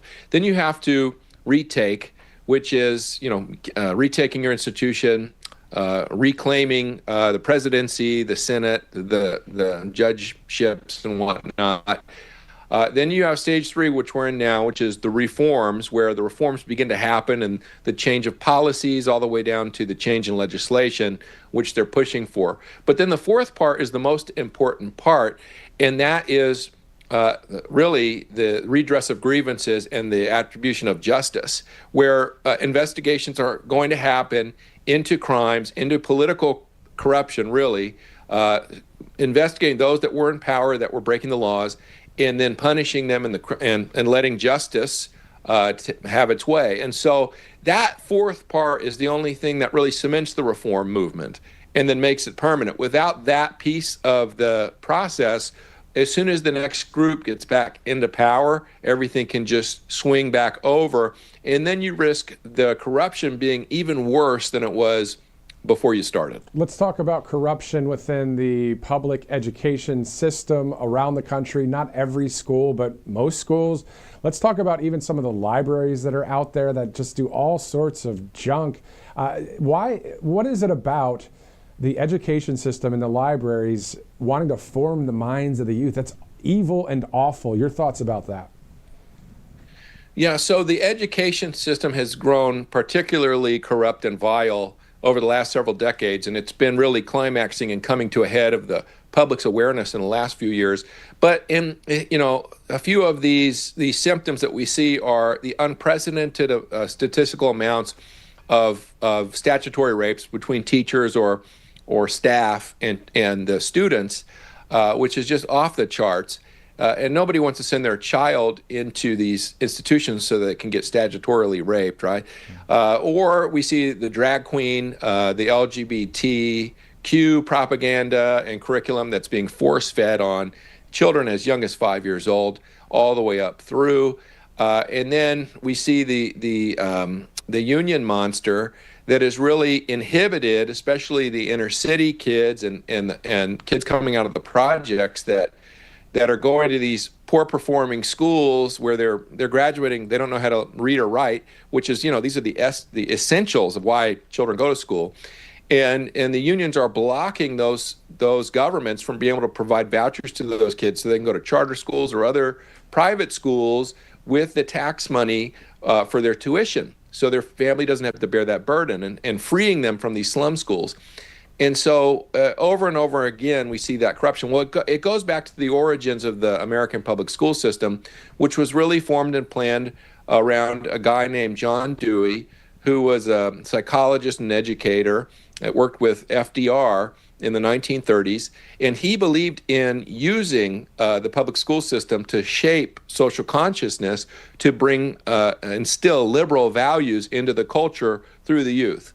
And then it permeates and comes up as they get older and take over the institutions of society, businesses and whatnot, and make families of their own. That now you've now seeded your value system, your ideology into the youth, and then by doing that you can change a whole society. So that was his theory, and he's one of the main fathers of the American education system. So is it any wonder today now they're instilling values like LGBTism and transgender ideology into kids, hoping that then it'll permeate the culture, which this is what we've seen. So his theory definitely works, but that's why I think Trump's done a great job. He had McMahon in there over the Department of Education, and they've essentially gutted the Department of Education. I think it still will take a congressional act to completely terminate it, because I believe it was created by Congress, but yeah, he's doing a great job reforming that at a federal level. But the rot still exists, in the union organization, and then in the state level and local level. That rot is still there, that corruption. Okay, so now let's go. We focused in on education. Let's go back and look at the 30,000-foot view. We look at all of the corruption in various parts. To your point, that FDR insight was great, because that was just part of bringing that indoctrination into the youth to permeate society. Isn't that what's happened with media, with film, with big tech, with politicians? It just seems as if the media and the education system, when you combine learning about all of this Marxist crap and then you put it together with the mainstream media echoing those kind of that sediment, plus you're watching a movie that has to do with the same thing, then you're reading a magazine that has to do with the same thing. No wonder we need detox in this country. What you're describing is called social engineering, and it's a particular tactic called conditioning. And conditioning comes out of the science of psychology from Sigmund Freud, Jung, and then was brought to America by one of Sigmund Freud's relatives, Bernays. And he's the father of modern marketing. And Bernays basically taught that our belief system, our sense of reality comes from our beliefs, and our beliefs are a set of ideas that we agree with. And in order to then control people's beliefs, you have to inundate them with a narrative and then with ideas. And you do that through two ways: through authority figures, because then they trust the authority figure, they agree with the idea that they're presented, and it, boom, goes into their psyche as a belief and then begins to paint their perception of reality. And then the second way is through repetition. And so that's why with marketing and whatnot, you want to get the logo, the catchphrase, the suggestion, and we're bombarded with these messages and these suggestions. But it's not just to go to fast food or to buy a toy for your child. This is also used to paint political beliefs and beliefs about the country and the direction we should go and what policies, and also what our values are. Do we have founding father values from America, or do we have modern liberal values? These are very different values and very different beliefs. And so that's why Bernays taught them that you have to take over these institutions, these industries, so that you can control the message and then condition the population using that propaganda to deliver that message over and over and over again until it becomes locked in as a belief. And it's a simple phrase, deception is reality. And if we can control what people believe, then we can control how people behave. And then that's the idea. And then how they vote, and then all that stuff. And then you got these people that have good hearts, a number of them. I know people that, would say they're a Democrat and they're against Trump, but then they're just a sweet person. So it's like, how does that work? It's because they got conditioned, like you're talking about. All right, so RSBN live right now. It's 3 o'clock. T.S. Dixon, the conservative analyst and author, is joining us live. Let's hold for a second, T.S. As soon as we see a feed to the White House, we'll be going right there with President Trump as he's meeting with leaders, foreign ministry leaders of the DRC, Congo, and Rwanda. A great thing happening today, of course, with a peace treaty between those two nations that were at war with each other. A lot of infighting for about 10 years. So we're going to go to that here in just a second. And T.S., I just wanted to follow up with you on, you mentioned about the founding father belief versus the liberal belief system situation. Would you say that there are founding fathers of all of the wokeism, the liberalism, the globalism, and the evil? And can you break that down for us as well? Yeah, so in that book, The Woke Mind Viruses, which you can pick up on Audible and Amazon, I do a breakdown that each of these ideological political movements had a set of founding fathers. And so I break down at least 3 intellectual fathers that came up with the belief system, and then there's always a charismatic political leader, I call it the spiritual father of the movement, that then brings it to the masses. Typically, they're a leader of a country like a president or someone on that level. And so the leftism, which is Marxism and all the beliefs that surround that, and Darwinism, that all comes out of the 1800s and came from Charles Darwin, Nietzsche, Friedrich Nietzsche, and then Karl Marx. And then those ideas were carried into different regions of the country. In Germany, they were adopted and mixed with other ideas by Hitler and brought into the main continent of Europe. In Russia by Lenin, and then in America they were adopted by FDR and brought to us as a new political group called the modern liberal establishment or social liberalism. And so that's what we've had today. And the beliefs are very different. The founding fathers come out of the awakening movement, which was a big Christian movement, and the Enlightenment movement out of Europe, which was the quest for truth and coming out of the Dark Ages. And so the power of reason. And so their beliefs were very simple. One, that there's a God. We might disagree on who that God is, but there is a God that created us and gave us unalienable rights. That the purpose of government is to protect those rights, not to rule over and dominate the people. And if the government gets out of hand, we can replace that government. And then and that there's truth, there's evidence and truth. The world's made of true things and false things. And so on and so forth, and capitalism, which is that we have the right to own property, the means of production, and start our own businesses and sell things at a fair price, whatever we determine with the buyer, or we can sell our labor, with minimal government interference. And so these are the beliefs of the founding fathers. These are what we would call conservative American beliefs. But the modern liberal beliefs that come from Darwin, Nietzsche, and Marx are that there is no God. We all crawled out of the ooze and evolved over hundreds of millions of years. Therefore, there is no morality. Morality is a fake concept. There's no afterlife. There's no right and wrong. There's no such thing as truth. I mean, this is actually what they believe. And so therefore, the only thing that exists is the will to power, pleasure, beauty, and prolong one's own life. These are their writings. And so Marx then gives you, if that's all true, according to Marx, then you have the Communist Manifesto and his writings of his 10 planks of how to convert a country from a free country or a monarchy into a socialist state where then those that bring in the revolution have all the power, which is the fulfillment of will to power.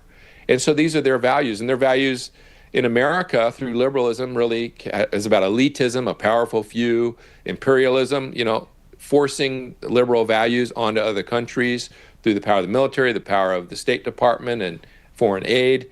and so on and so forth. These are their values, including LGBTism, radical feminism, climate alarmism, and what have you. So these are the very different values from the values of the founders. So American values, MAGA values, yeah. Perfectly put. And I think we're going to have to watch that soundbite a few times there, Tom. That's great stuff, T.S. Dixon. Holy smokes. All right, I'm trying to wrap my head around everything you're saying because it's so much truth and you're articulating it in such a way right now. So your point is that if Kamala Harris would have won this election, that we would have been under the founding so-called fathers, to your analogy, of Darwin, of Marxism, and all that, and our country would have been literally lost. But what you're saying, we still face that in the future, no?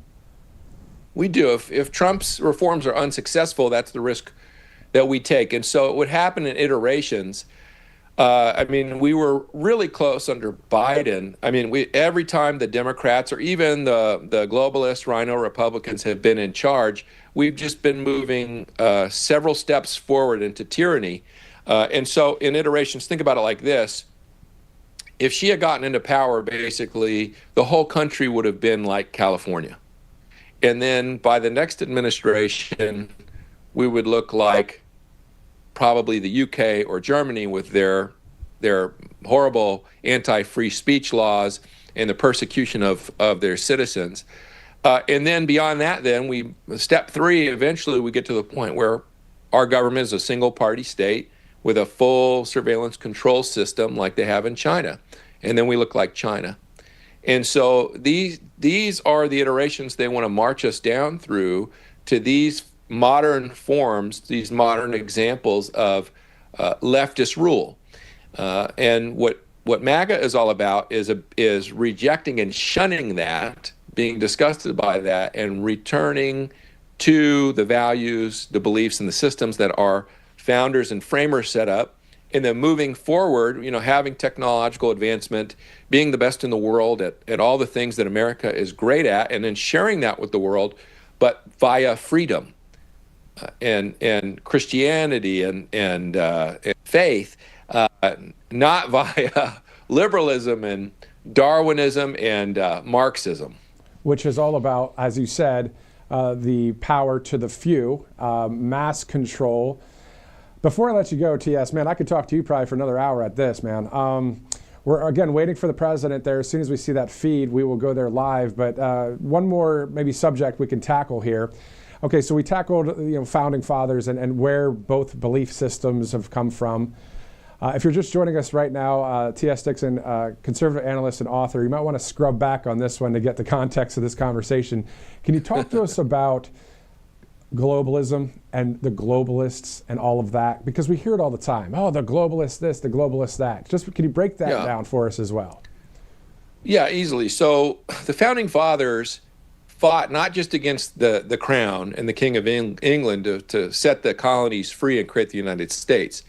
There was a federation of 4 organizations that were all working together. They were the great world power, and they were a prototype of a world government. So you had the English monarchy led by the king. You had the National Bank at that time, the Bank of England, which was controlling a lot of the money supply. You had the East India Trading Company, which was the first major global corporation. And then you had a network of intelligence agents and spies all over the world that were reporting back to these leaders. And so it was that apparatus of those 4 groups that the founding fathers fought against and won miraculously, and created through the liberty movement, the free world and the age of freedom, and then the modern world, which came through the industrial revolutions. And that's the world we've grown up in, we've lived our whole lives in. But there was another group that fought back against this movement and resented it in the 1800s. And they were formed into an ideology by a man from South Africa who was an English guy called Cecil Rhodes. And he worked for the Rothschild family. He was there. He went down to South Africa. They funded him to buy up all the diamond mines and create De Beers.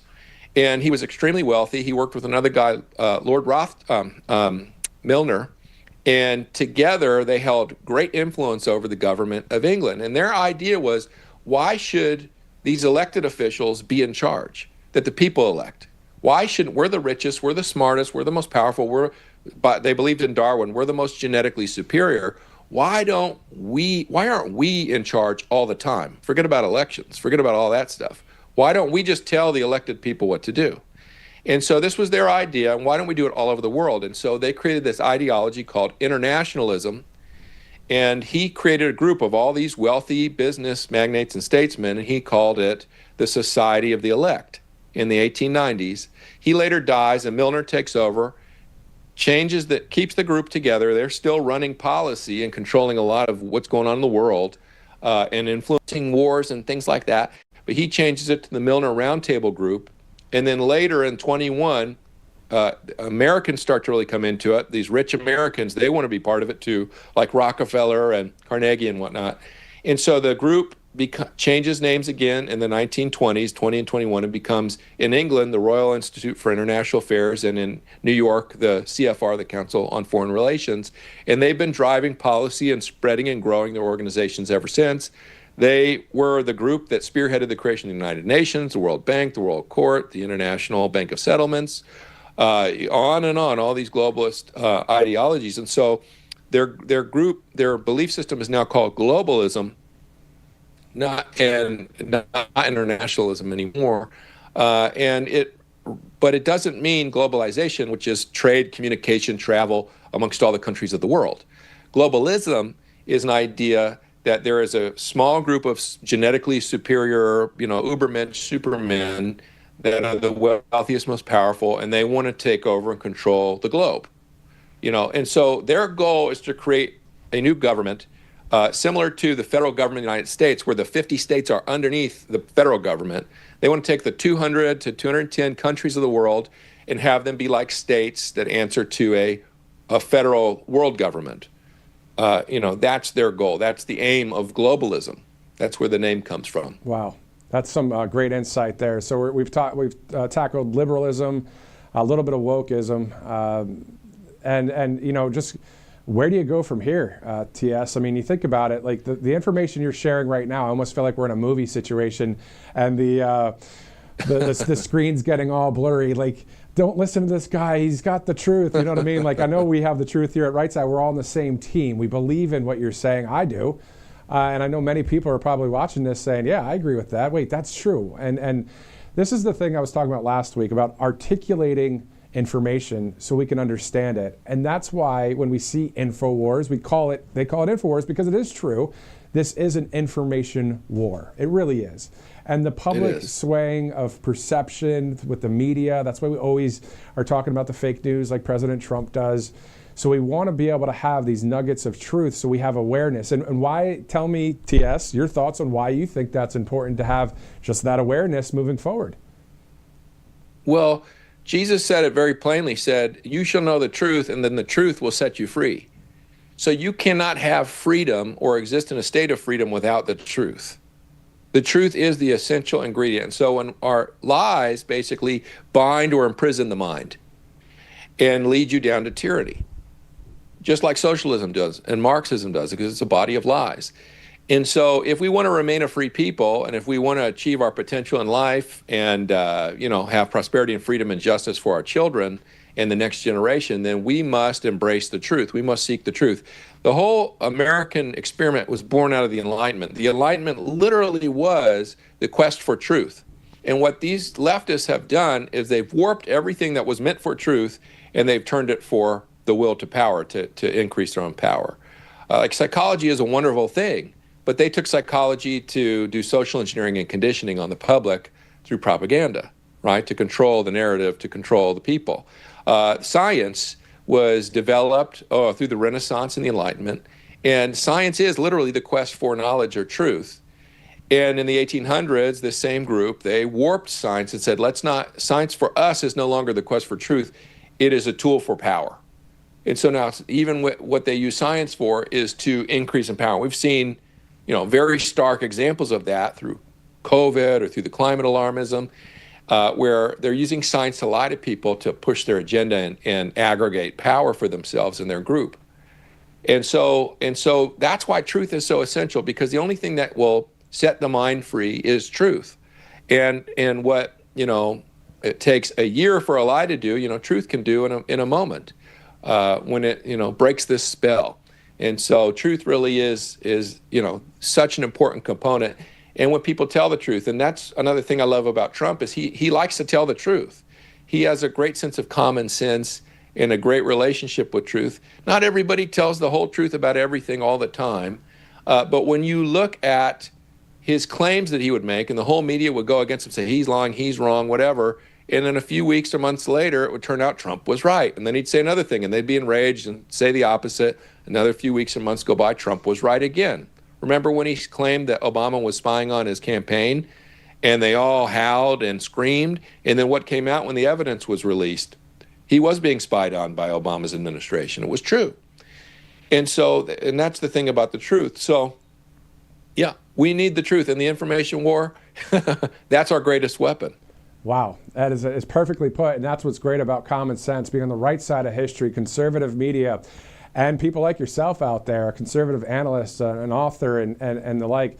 One more thing, and then I'll ask you one more question after that, and then we'll have to get going here as it's 3:15 on the East Coast as we await President Trump there at the White House. So, TS, can you tell us about the full circle of this now? Because at the beginning you said, hey, the reformation of our country, we need to have the law and order, we need to have the justice be served, because if we don't, if the Democrats ever, or the liberals, or the wokists, and the people that are on the Marxist side of things ever get in power again, it'll be 10 times worse. So that's a point I think needs to be driven home. Even though there could be so many wins over the next 3 years plus with President Trump, that's something that needs to happen from the DOJ and the FBI, isn't it? It does. The DOJ, the FBI, the special counsel, the attorneys, the state attorneys, federal attorneys, have got to do a great job. I think ICE is doing a great job. The Border Patrol is doing a great job. But, the FBI seems to be focused on, normal criminal activity, like theft and child abuse and things like that. That's wonderful. They should be doing that. But our whole country is at risk and is at stake if we don't go after political corruption. If we see in El Salvador, or even in Saudi Arabia or other countries where they went after political corruption, the reforms became permanent. If you don't go after political corruption, your reforms will be, transient, as they said, about the inflation. We'll have transient reform, we'll have transient MAGA. It'll only last a couple years, and then it'll be gone. It'll be a memory. And so we must have these investigations. It's not hard. I mean, we see on the news the evidence. We have the evidence because a lot of it's public. But yet nothing's being done. And they say, oh, there's a statute of limitations on, oh, yeah, they committed crimes and they did this, but the statute of limitations ran out. Well, actually, if there's a conspiracy and they all colluded together and got together to make a plan to commit a crime, that's a conspiracy. And if you have conspiracy, there is no statute of limitations in federal law when there's a conspiracy. Well, what was Crossfire Hurricane if it was an illegal conspiracy? So there's no statute of limitations. Why don't we see arrests? Why don't we see prosecutions against just things that we have a massive amount of evidence on, right? That's the question. Well, it's really simple. If they don't get in gear and we don't start to see this, then it's bad news for the reforms, unfortunately. But if we start to see that they're going to punish political corruption, that's a great news for our country. Exactly. And then all of the things about making America great again, saving our country, saving our freedoms, not turning into the UK, not turning into Germany, not turning into China, to your point earlier. That has to happen, because we can have this great golden age now, but then 28, 29, if we don't have a great MAGA candidate as our next president, or even in the future after that, the next term or whatever, you're right. To your point, there has to be the DOJ doing a job to get people that have broken the law.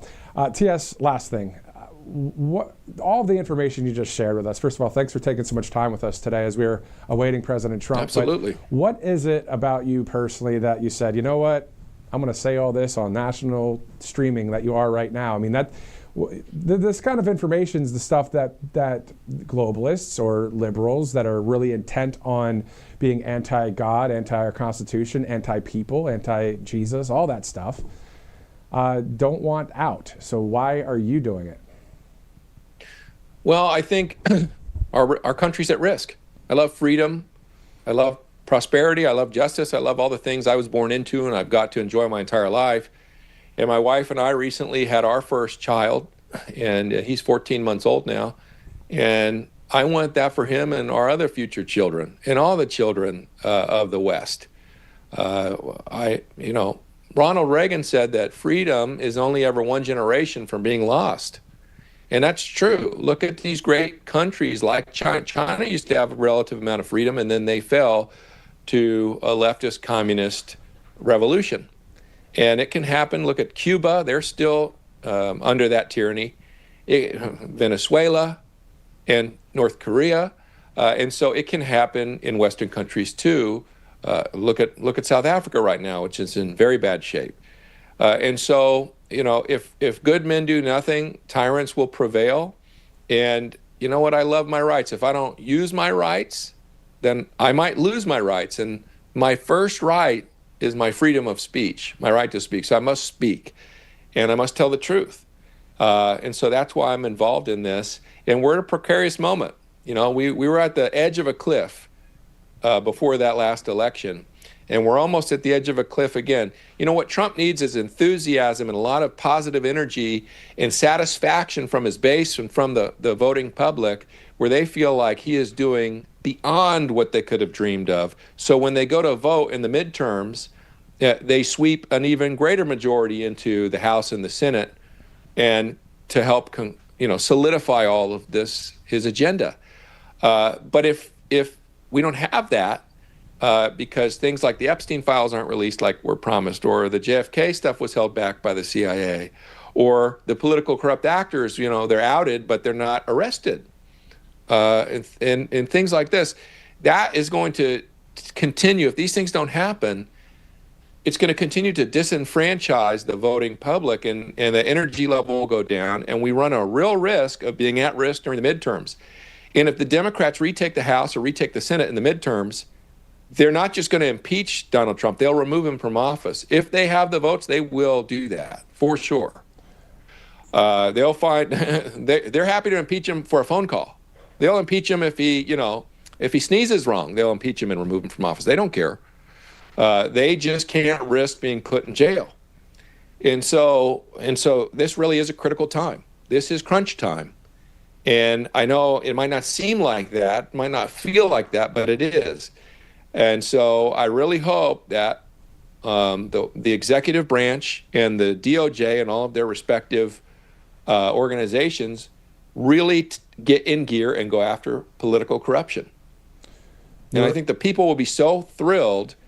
They will be so thrilled that the government is outing the corrupt actors, because it's always against them, right? And he will have a groundswell of support. He'll be swept back into office, or not back in office, but the Congress and Senate will be swept full of his allies. Yeah.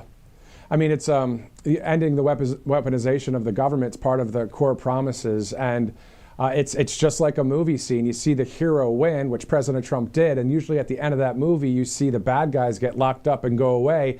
And I think that the psyche of the American people will feel that burden of, but wait, we know that that's still out there, and if they're not, dealt with, is this going to happen again? It's just something that I feel like that next level of supercharge for the United States of America that can happen because of truth and because of talking about truth. And to your point, you said what Jesus said. He said about the truth, and if you know the truth, it will set you free.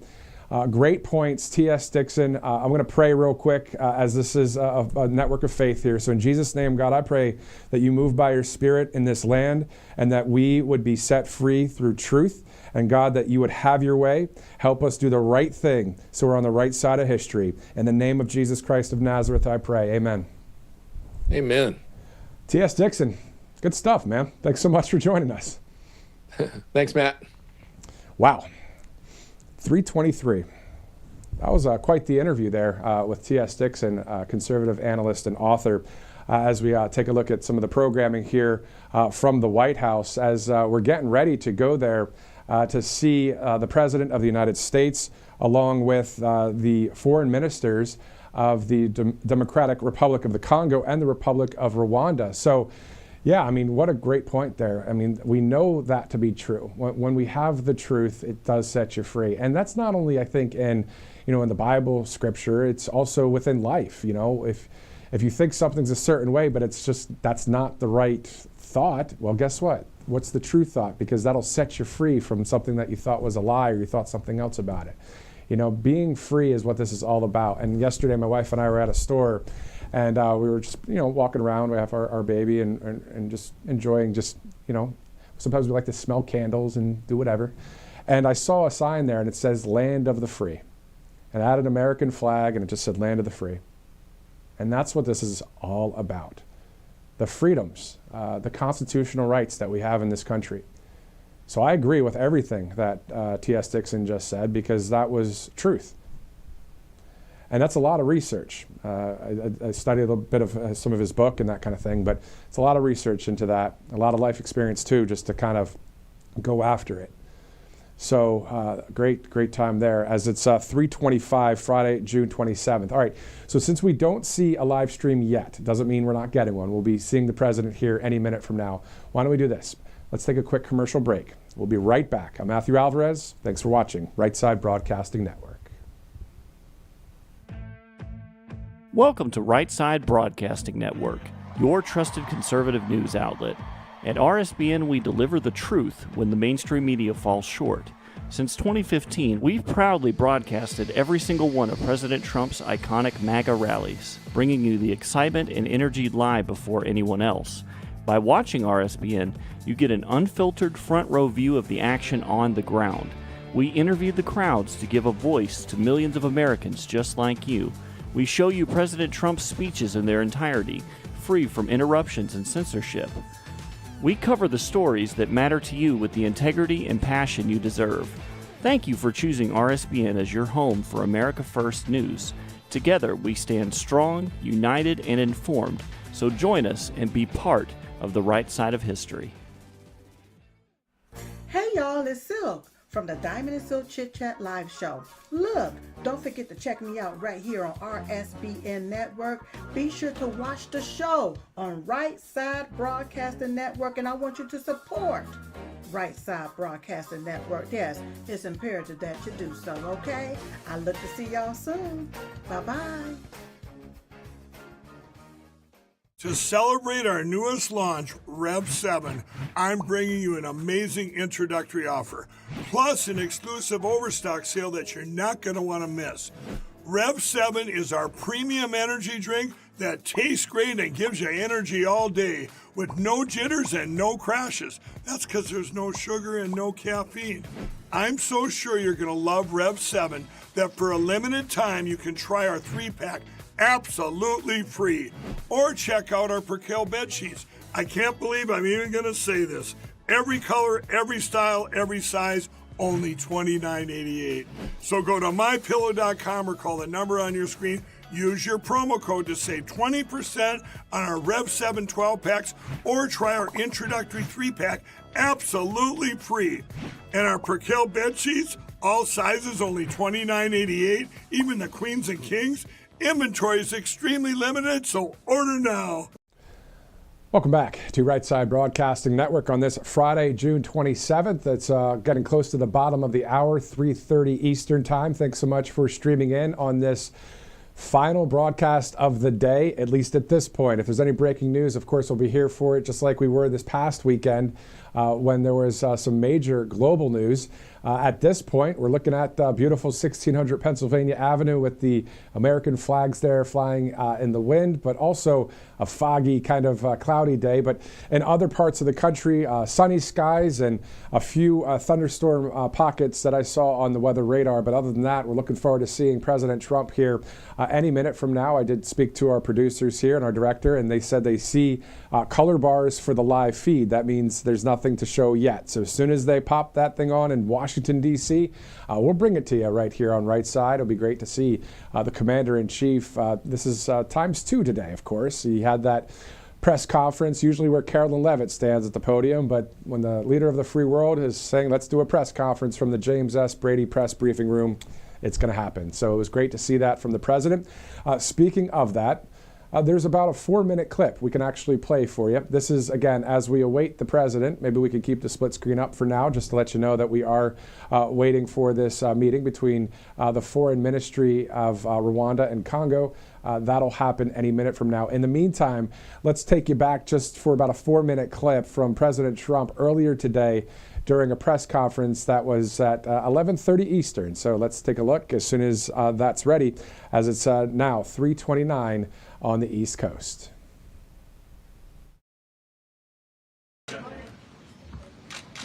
Well, this was a big one, wasn't it? This was a big decision. An amazing decision, one that we're very happy about. This morning, the Supreme Court has delivered a monumental victory for the Constitution, the separation of powers, and the rule of law in striking down the excessive use of nationwide injunctions to interfere with the normal functioning of the executive branch. The Supreme Court has stopped the presidency itself. That's what they've done. And really, it's been an amazing period of time this last hour. There are people elated all over the country. I've seen such happiness and spirit. Sometimes you don't see that, but this case is very important. I was elected on a historic mandate, but in recent months we've seen a handful of radical left judges effectively try to overrule the rightful powers of the president to stop the American people from getting the policies that they voted for in record numbers. It was a grave threat to democracy, frankly, and instead of merely ruling on the immediate cases before them, these judges have attempted to dictate the law for the entire nation. In practice, this meant that if any one of the nearly 700 federal judges disagreed with the policy of a duly elected president of the United States, he or she could block that policy from going into effect or at least delay it for many years, tie it up in the court system. This was a colossal abuse of power which never occurred in American history prior to recent decades. And we've been hit with more nationwide injunctions than were issued in the entire 20th century together. Think of it, more than the entire 20th century, me. I'm grateful to the Supreme Court for stepping in and solving this very, very big and complex problem, and they've made it very simple. I want to thank Justice Barrett, who wrote the opinion brilliantly, as well as Chief Justice Roberts, and Justices Alito, Gorsuch, Kavanaugh, and Thomas. Great people. Thanks for this decision, and thanks to this decision, we can now promptly file to proceed with numerous policies that have been wrongly enjoined on a nationwide basis. And some of the cases we're talking about would be ending birthright citizenship, which now comes to the fore. That was meant for the babies of slaves. It wasn't meant for people trying to scam the system and come into the country on a vacation. This was, in fact, it was the same date, the exact same date, the end of the Civil War. It was meant for the babies of slaves, and it's so clean and so obvious. But this lets us go there and finally win that case, because hundreds of thousands of people are pouring into our country under birthright citizenship, and it wasn't meant for that reason. It was meant for the babies of slaves. So thanks to this decision, we can now promptly file to proceed with these numerous policies and those that have been wrongly enjoined on a nationwide basis, including birthright citizenship, ending sanctuary city funding, suspending refugee resettlement, freezing unnecessary funding, stopping federal taxpayers from paying for transgender surgeries, and numerous other priorities of the American people. We have so many of them. I have a whole list. I'm not going to bore you, and I'm going to have Pam get up and say a few words, but there's really, she can talk as long as she wants, because this is a very important decision. This is a decision that covers a tremendous amount of territory. But I want to just thank again the Supreme Court for this ruling. It's a giant. It's a giant. And they should be very proud, and our country should be very proud of the Supreme Court today. And with that, I'd like you to listen to the words of Pam Bondi. She's an incredible Attorney General. We're very proud of her. And as you know, Todd Blanche is with us, and we have so many others that worked on this case and other cases. And I think they're doing a great job. Pam, please say a few words.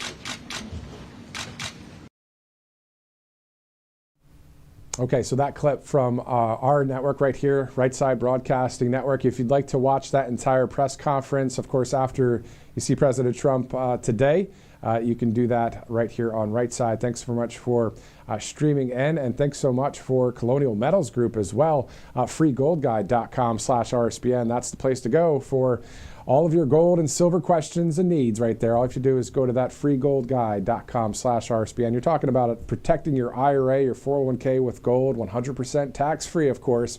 You can use the QR code. It'll get you right to that site, freegoldguide.com/RSBN. Also, allfamilypharmacy.com/RSBN as well. If there's a disaster out there, you just don't want to wait. And basically power outages, blocked roads, empty pharmacy shelves. It only takes one emergency to leave you without the medications you need, of course. Whether it's a hurricane, wildfire, a new virus threat, All Family Pharmacy is here for you. So you can make it easy to stock up on this ivermectin by going to allfamilypharmacy.com. There's more than 200 essential medications on the site. Also, there's no insurance needed, no pharmacy lines, no last-minute scrambling.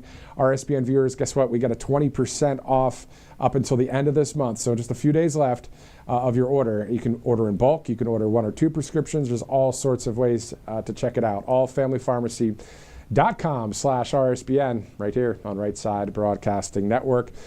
Sporting the red tie today. The lighting might make it a little bit brighter than that, but trust me, this is the red, MAGA red right now. Looking forward to seeing President Trump on Thursday right here on Right Side. Of course, RSBN host Robert McNeely and Christina Loren will be in Iowa on Thursday, July 3rd, the day before our independence, of course. A lot of coverage to be had. It'll be great to hear from both of them out there, but also to hear from we the people, which they are we the people too, right? So, but it'd be great to have those interviews with everybody as we await the pre-program and then President Trump's speech that night, July 3rd in Iowa, to kick off the America 250. That's the 250th birthday party for our country, which we turn 250 next July 4th in 2026. You know, 2025, it's what, June 27th, right? So President Trump's been in office for just north of 5 months.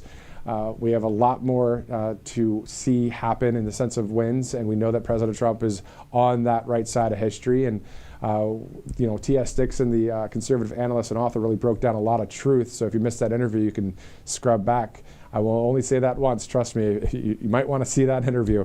I'll probably watch it later again just to listen to the insight. But the point is, 2026, I know we're not supposed to, get way ahead of ourselves, but is a really big year, and we'll be covering it. But also, this next week is a really big week because the big, beautiful bill is in the Senate. They're hopefully hashing out everything and get it taken care of so the president can sign it next week. That'd be what President Trump wants to see happen.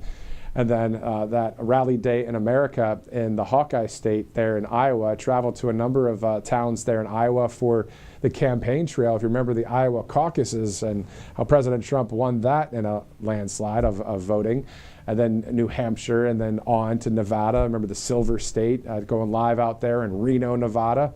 Beautiful part of the country, seeing Lake Tahoe and all that. But now here we are. It is crunch time, to TS's point. So 3:37 right now, Friday, June 27th, the president to meet with the foreign ministers of the Democratic Republic of the Congo and the Republic of Rwanda. In the meantime, let's go to a big, beautiful bill video all about aviation. You've seen Secretary of Transportation Sean Duffy really focusing in on the overhaul of aviation throughout our country. All of those either delays or cancellations or the problems with the radar in Newark. I've flown out of Newark Liberty International Airport. And sometimes, you deal with all these different kinds of situations. Well, we see that the president, the Secretary of Transportation, and the American people, we want to be able to get around, and if you want to fly and not have a problem with flying when it comes to the computer systems, obviously flying is safe, especially in our country. But the point is still the delays, the cancellations, all of that mess. There needs to be an aviation overhaul. That's all in the big, beautiful bill. Here's President Trump to explain. After many years of decline in our air traffic control system, the one big, beautiful bill will modernize this decrepit relic and give America the best, most advanced air traffic control system on earth, the best by far. It contains a historic program to update antiquated communications and radar systems, deteriorating hardware, and ancient software. This is really old stuff. It's ancient, with the latest 21st century tools and equipment. It will improve runway safety and build new air traffic control centers for the first time in more than 50 years and keep America flying safely and efficiently for decades to come. Many, many decades are going to go by before this one gets obsolete. It's the best in the world. It's time to pass the one big, beautiful bill into law. We're going to get it done. We're going to take care of air traffic control. Thank you very much.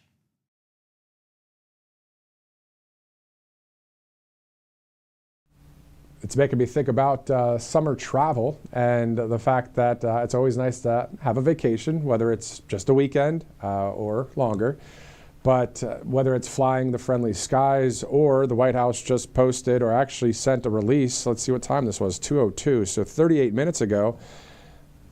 In case you missed it, it says cheapest summer gas prices in 4 years. Americans are seeing the cheapest gas prices since 2021, more than 20 cents lower than 1 year ago, as President Donald J. Trump delivers on his promises of lower prices, stable inflation, and higher wages. The fake news was wrong again. So, so we're seeing the drop in gas prices, and maybe that will continue to go down. So if you're doing a little bit of a road trip, maybe to the beach this year, this summer, or just to see some friends over a weekend, maybe a little bit further out, 2-hour trip, that kind of thing. Hopefully the gas prices are continuing to go down, and right there, the White House says they are about 20 cents down since this time last year, according to that White House post. Let me double check that I correctly said that. Americans are seeing the cheapest summertime gas prices since 2021, more than 20 cents lower than 1 year ago. So just making sure it's accurate at 3:41 on this Friday, June 27th. We're standing by together. We're going to see President Trump here in just a little bit from the White House. In the meantime, let's go to angelpaste.com. Angelpaste.com, great site, great products as well. Use the RSBN promo code. You'll get the Miracle Cream there. You'll also get all sorts of products that are available out of Spring, Texas there. Angelpaste.com. They hire military veterans and have been a great longtime sponsor here at Right Side Broadcasting Network. Let's go to callsheet.com/RSBN. Always a fun site to go and check out. I think I'm going to do that right now. Why not? As we're waiting for the president, let's go to callsheet.com and check out what the people are betting on, trading on that website. Great company there, as we know that people can bet and trade on science, technology, sports, politics, whatever. But a lot of people, of course, doing that. Let's go to it here.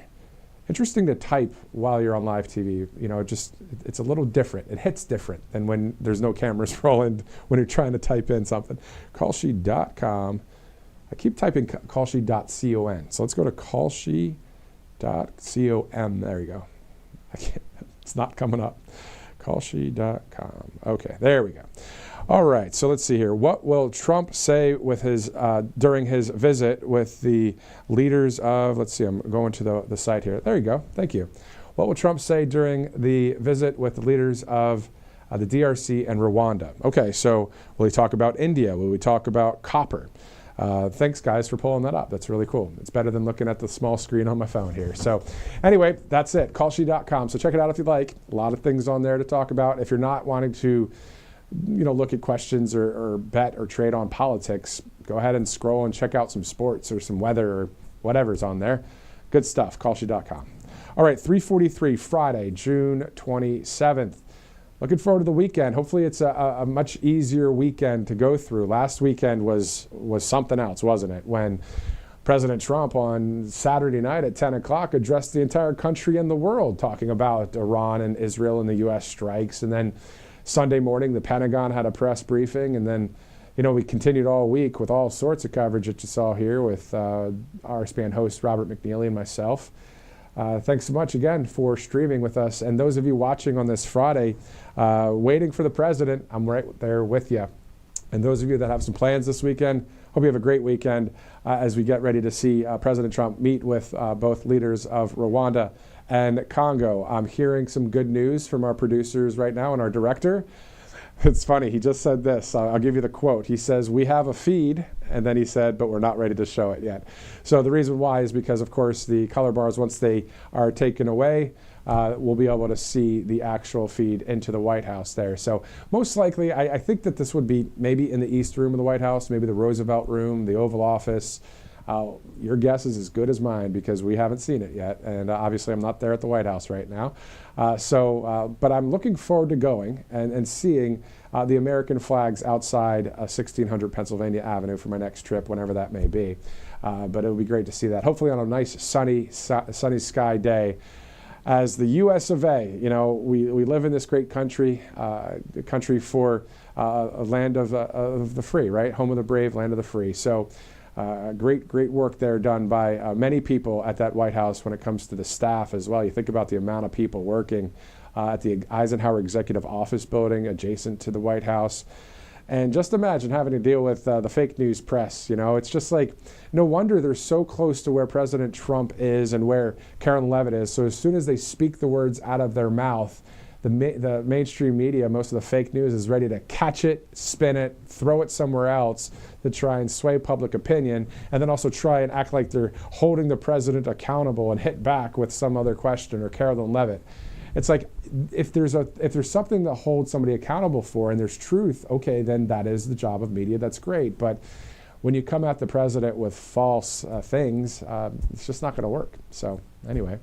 All right, so it's 3:45 right now, I believe. Yeah, 3:45 on the East Coast. Looking forward to seeing the president here any minute from now. Let's go to a number of Truth Social posts as well, see if the president posted anything in the past few minutes. As he says, this is such a big day, a very monumental decision. Of course, talking about the Supreme Court decision about birthright citizenship. So if you missed any of his speech from earlier today or his press conference that he had at the James S. Brady briefing room, you can go there and check it out on Rumble or wherever you'd like to watch, of course, with RSBN. And it's great to see the amount of people that are deciding enough is enough with the mainstream media. And the amount of people that are streaming now instead of going to broadcast television and going to cable. The reason why I say that, you know, it's kind of like, you kind of know that. It's one of those things that you're like, yeah, a lot of people are streaming these days. I wonder what the numbers are. Well, I saw an article out of Nielsen, which Nielsen is the one that does all the ratings for broadcast television, cable news. What shows have this many people watching? What demographic is it? The Nielsen ratings and the market where it shows each city is a market for television markets, right? New York City's 1, LA's 2, Chicago's 3, Philly's 4, 5 is Dallas, Fort Worth. You know, so I've seen Nielsen ratings. You might have heard of those over the years. Well, Nielsen's the one that said the month of May in 2025 that streaming beat out broadcast and cable.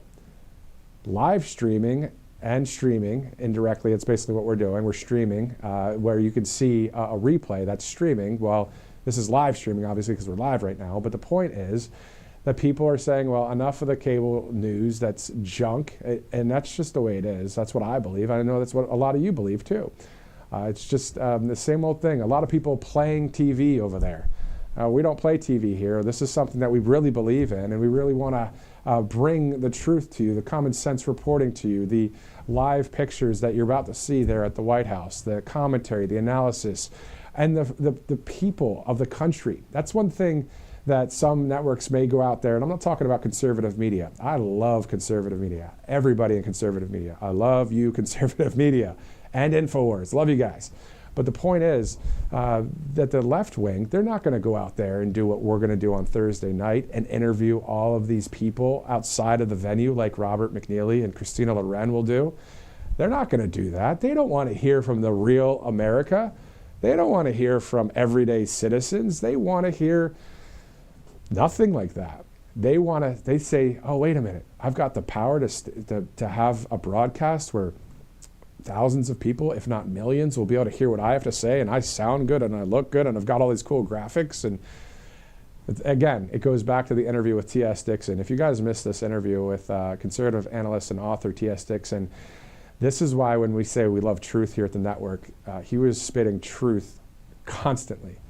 So if you want to just scroll back, maybe at the end of the next truth teller, which is President Trump, please do, because it's definitely must-watch streaming.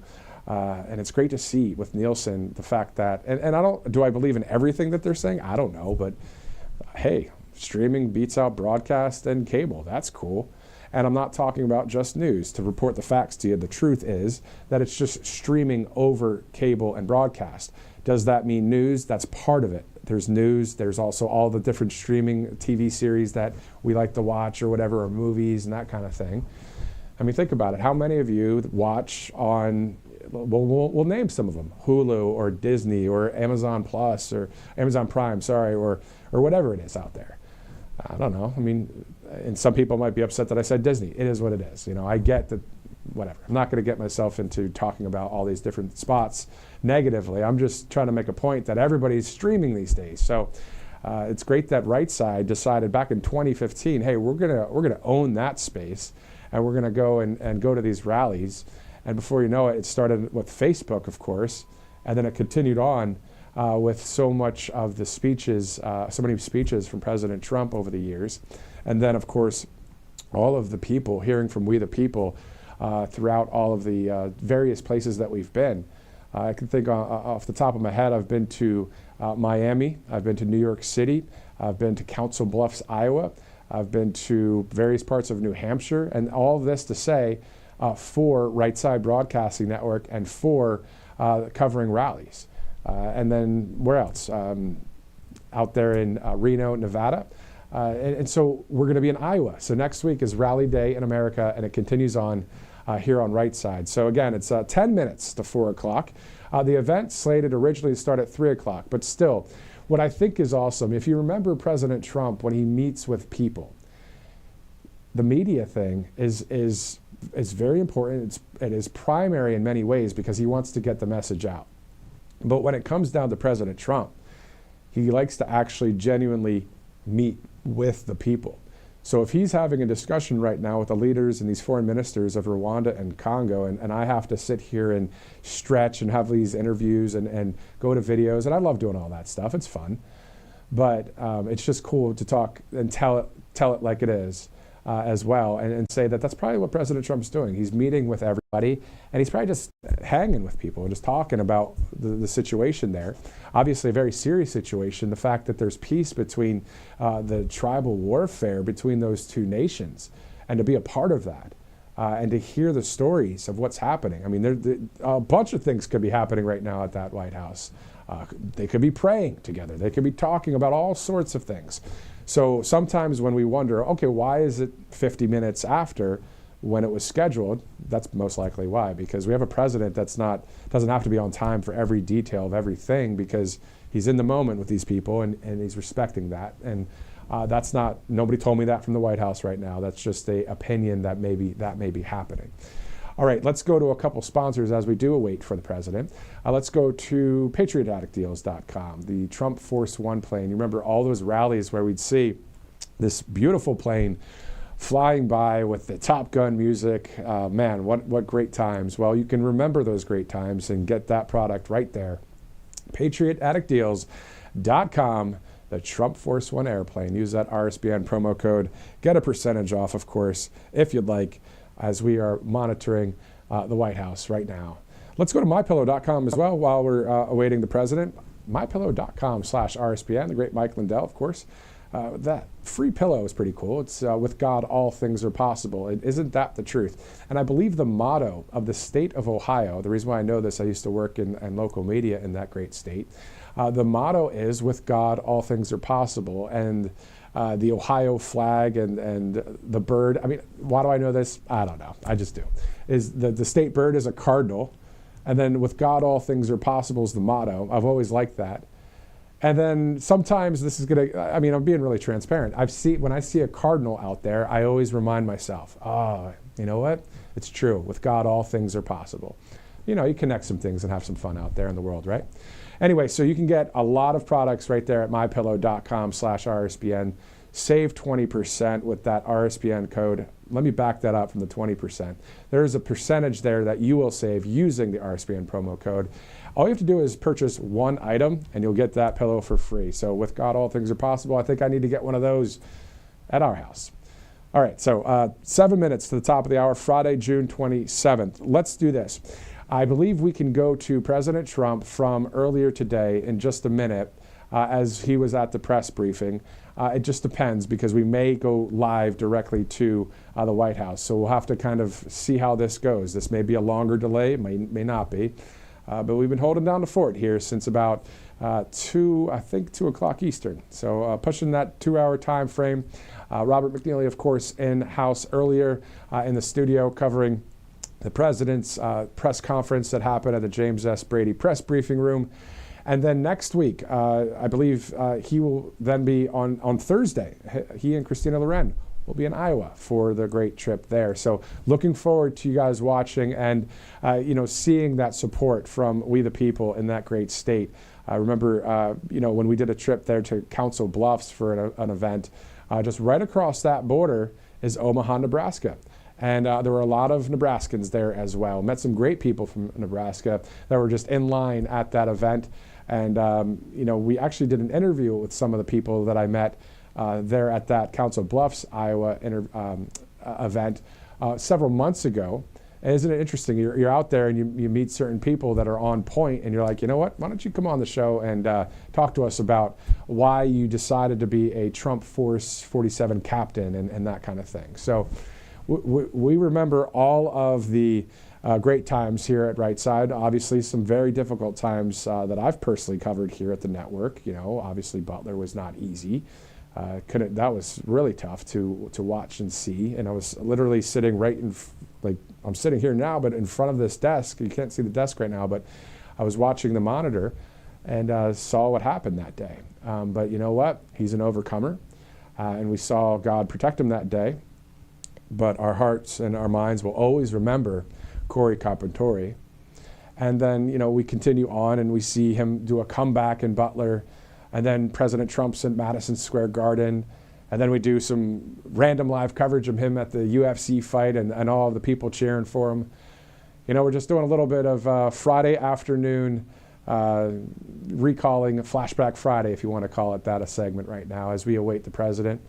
If you were joining us at 2 o'clock all the way until now, we've had a number of live videos that we tossed to, and we had a great interview with T.S. Dixon, a conservative analyst and author. And, you go through all the talking points you can, and you still have to continue because he's not there. We don't see him yet live. So I am hearing from the director that the people, the reporters, are outside the White House right now waiting to get in. So we are still waiting just like they are, just a little further away here in Alabama. And I believe it's still gorgeous outside. I remember coming over here to the studio and it is 89 degrees and sunny. Not bad. All right, so hopefully everything's going good your way as you are waiting with me as it's 3 minutes to the top of the hour, 4 o'clock here on Right Side. Let's also double check on Truth Social to see if any breaking news is happening. At this point, what I'm seeing is President Trump's latest post talking about his earlier press conference. About 39 minutes ago, he posted, "This is such a big day, a very monumental decision," of course, about the Supreme Court decision on birthright citizenship. And then if I look at X right now, at 3:57, the latest I'm seeing is from AZ Intel that Israel and Syria will sign a peace agreement before the end of 2025. I-24 News is out of Israel. They reported citing a Syrian source with knowledge of the matter. We'll have to take that as it is, and we'll see if that gets confirmed. It looks like in France, local media reporting at least 7 people shot in Nimes, France. That report from AZ Intel as well. President Trump, again, posting a lot earlier, but right now it doesn't look like there's any national breaking news as we await President Trump and the foreign ministers of Rwanda and Congo. I do remember a while ago, this is some time ago, when some of the illegal immigrants under the Biden administration were being flown all around the country. Remember when all of the people from other countries were being literally flown into our airports? And I was on that way to, I think it was Iowa, on a campaign trail stop where President Trump, or the candidate at that time, was going. And I was in Pennsylvania, where I'm originally from. Anyway, so I was flying through with Chicago as a stop, and there were people from Venezuela and Congo that I interviewed that were there waiting at the terminal because they were flown in from other countries. And I remember asking them through, we were talking back and forth. They were using obviously broken English, one with Spanish, one with another language, and we were just signing almost to each other, like, so how did you come here? Like, where did you come from? And one guy said San Antonio. I flew through San Antonio to Chicago. The other guy said San Diego. One guy from Venezuela. One guy from the Congo. Now listen, human to human, I'm like, hey, guys, like, what the heck? How'd you get here? What's going on? I mean, it's illegal to do what they did. But the point is that we don't have that happening anymore. We don't have illegal aliens flying in on airplanes, coming into a city near you like it was under Joe Biden. So thanks be to President Trump and Tom Homan, DHS, Customs Border Protection, and the United States military and law enforcement for doing just a great job sealing the border on the southern border and the northern border, but also out in there in the open sea. The Navy, the Coast Guard, Customs Border Protection, obviously doing a great job as well. So great to see all that going on as we are now at 4 o'clock Eastern Time, 1 o'clock out there on the West Coast. Thanks so much for streaming wherever you're watching right now. Now's a good time just to say, where are you watching from? Those of you watching on Rumble and on YouTube, maybe on X if you want, or Facebook, or Truth Social. How about all of them? Getter, our website, our app. Go ahead and type in where you're watching from, what state. That's all. Just going to have some fun, read off a couple states here as we are waiting for President Trump now going on an hour wait. But the point is, again, most likely the president either on a very important phone call to a world leader or interacting with the two leaders there, the foreign ministry leaders. As I'm sure that what may be happening as well is I can imagine, having traveled to Africa myself, along with a mission group back in the day to Chad, Africa, right there next to Sudan. It was a wild trip, 2 weeks of a trip during a college break. But I remember when you were in Africa, you know what they said to me? They said, in America, time is money, but in Africa, time is time. I remember saying, we were waiting for this transport bus to pick us up to go from town to town. That thing didn't show up for 3 hours. And the guy said to me, the translator, he goes, yeah, in Africa, time is time. America, time is money. So maybe that's happening a little bit today. Maybe they're, sharing stories and just, having a good time. Or also within the framework, outside of the storytelling, talking about the seriousness of what's happened. I mean, that's 10 years of two nations going through terrible situations. So I'm sure this is going to be quite the event coming up. And that's what I like about President Trump, and that's what I like about that the White House has a faith office. There was an article the other day from Mediate because people were praying. And some people, it said, specifically were praying in tongues. Okay, this is something you don't hear about on mainstream media. But the point is, if somebody prays that way, that's their right. That's in the Bible too, whether you agree or you don't, it's in there. And who cares? It's great to have that outsider. My point is the outsider flow of this is what I'm talking about. It doesn't have to be this way, this way, this way, only this way. No, President Trump goes, hey, listen, I'm going to call the CNN and New York Times scum, and he did the other day. It makes for must-watch streaming, doesn't it? It keeps people on the edge of their seat. It's very entertaining, but it's also very serious that we're dealing with things like what T.S. Dixon was talking about earlier today from where he's located. So I bring up all those stories because these are actual stories that are out there. That's on Mediaite out there, that the faith office was praying outside the White House, and how good. I'm glad they're praying. Who knows? Maybe they're all praying right now. This is not business as usual as the mainstream media wants it to be as they continue to play TV over there. Lame. All right, 4:03. Thanks again for staying with us. Again, I didn't get to get a look at who and where everybody's watching what from, right? What state you're watching from. So I'm going to give it a shot and try. I don't think there's any more. Let's try it again. I'm going to try Rumble first as we're awaiting the president here. And then I'm going to go to YouTube. So let's go to Rumble. If you can put on the comment section what state you're watching from. I'm always interested to see where in the country we're watching this live footage from. So I'm going to check it out here. It's going to take a second because what I'm saying right now is on a delay in the sense of 2 seconds, 3 seconds for you to actually see what I'm saying right now, because that's just the way it is.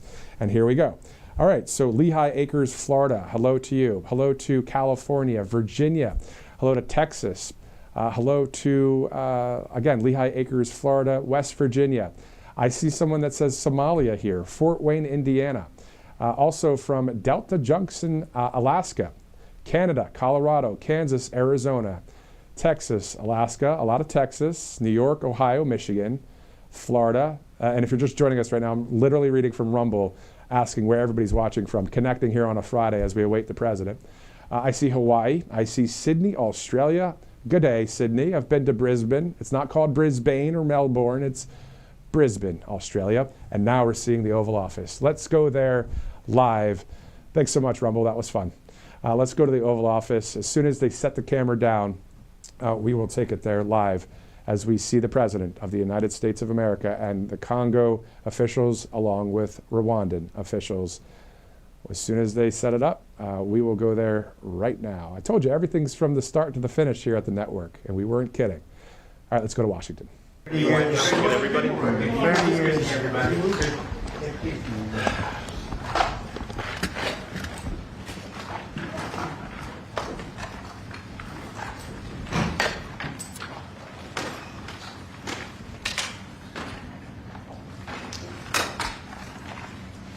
Well, thank you very much, and I'd like to ask Caroline, who's become very famous, big star, and she has a person who's a colleague of hers, a friend of hers, and that she has a lot of respect for, who comes from the area and knows exactly what's happening. Caroline, could I ask you to say a few words? Yes, sir. Here we have Hariana, who is from the continent of Africa. She's been a reporter here in the United States for many years, and she has a story to share with the press, with the media, and with these two fantastic leaders who have joined you today. So, Hariana, please. Why don't you come up here and talk so they can see? Sure.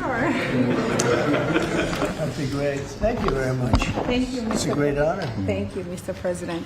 So, as Caroline has mentioned, President, first of all, I want to let you know that I'm the only African reporter accredited here at the White House and covered for the entire continent.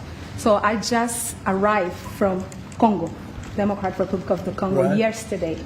I went to see firsthand how the people is feeling and the president's message, President Felix Tshisekedi, about this upcoming peace deal. And let me tell you firsthand what I've witnessed myself. I spoke with the people on the street. I spoke with youth. They know your name. They know that our president named President Trump is working hard to finally bring peace to the country. I saw hope. They have hope now for a better day in Congo. They see what you're doing as a future, better future for Congo. And I had opportunity to sit down with President Felix Tshisekedi for an interview because I want to understand his mind, what he's thinking, his feeling about everything that your administration is doing. And he told me firsthand that for many years, many American presidents overlooked this conflict. They didn't do nothing.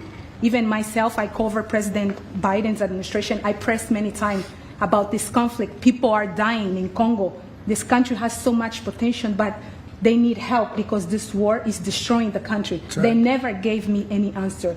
And he told me, President Tshisekedi, that you have no idea, he's very thankful for what you're doing, for what your administration is doing. Not only him, the entire Congolese people, they see that finally they will have hope. And President Tshisekedi also mentioned at the end of my interview that when peace finally comes to the Democratic Republic of the Congo, he's thinking to nominate you as a Nobel Prize Peace because he said you have been working to bring peace in the world, not only at the Congo, and he's very hopeful to meet you in the future. That's so nice, boy, and that's so beautifully stated.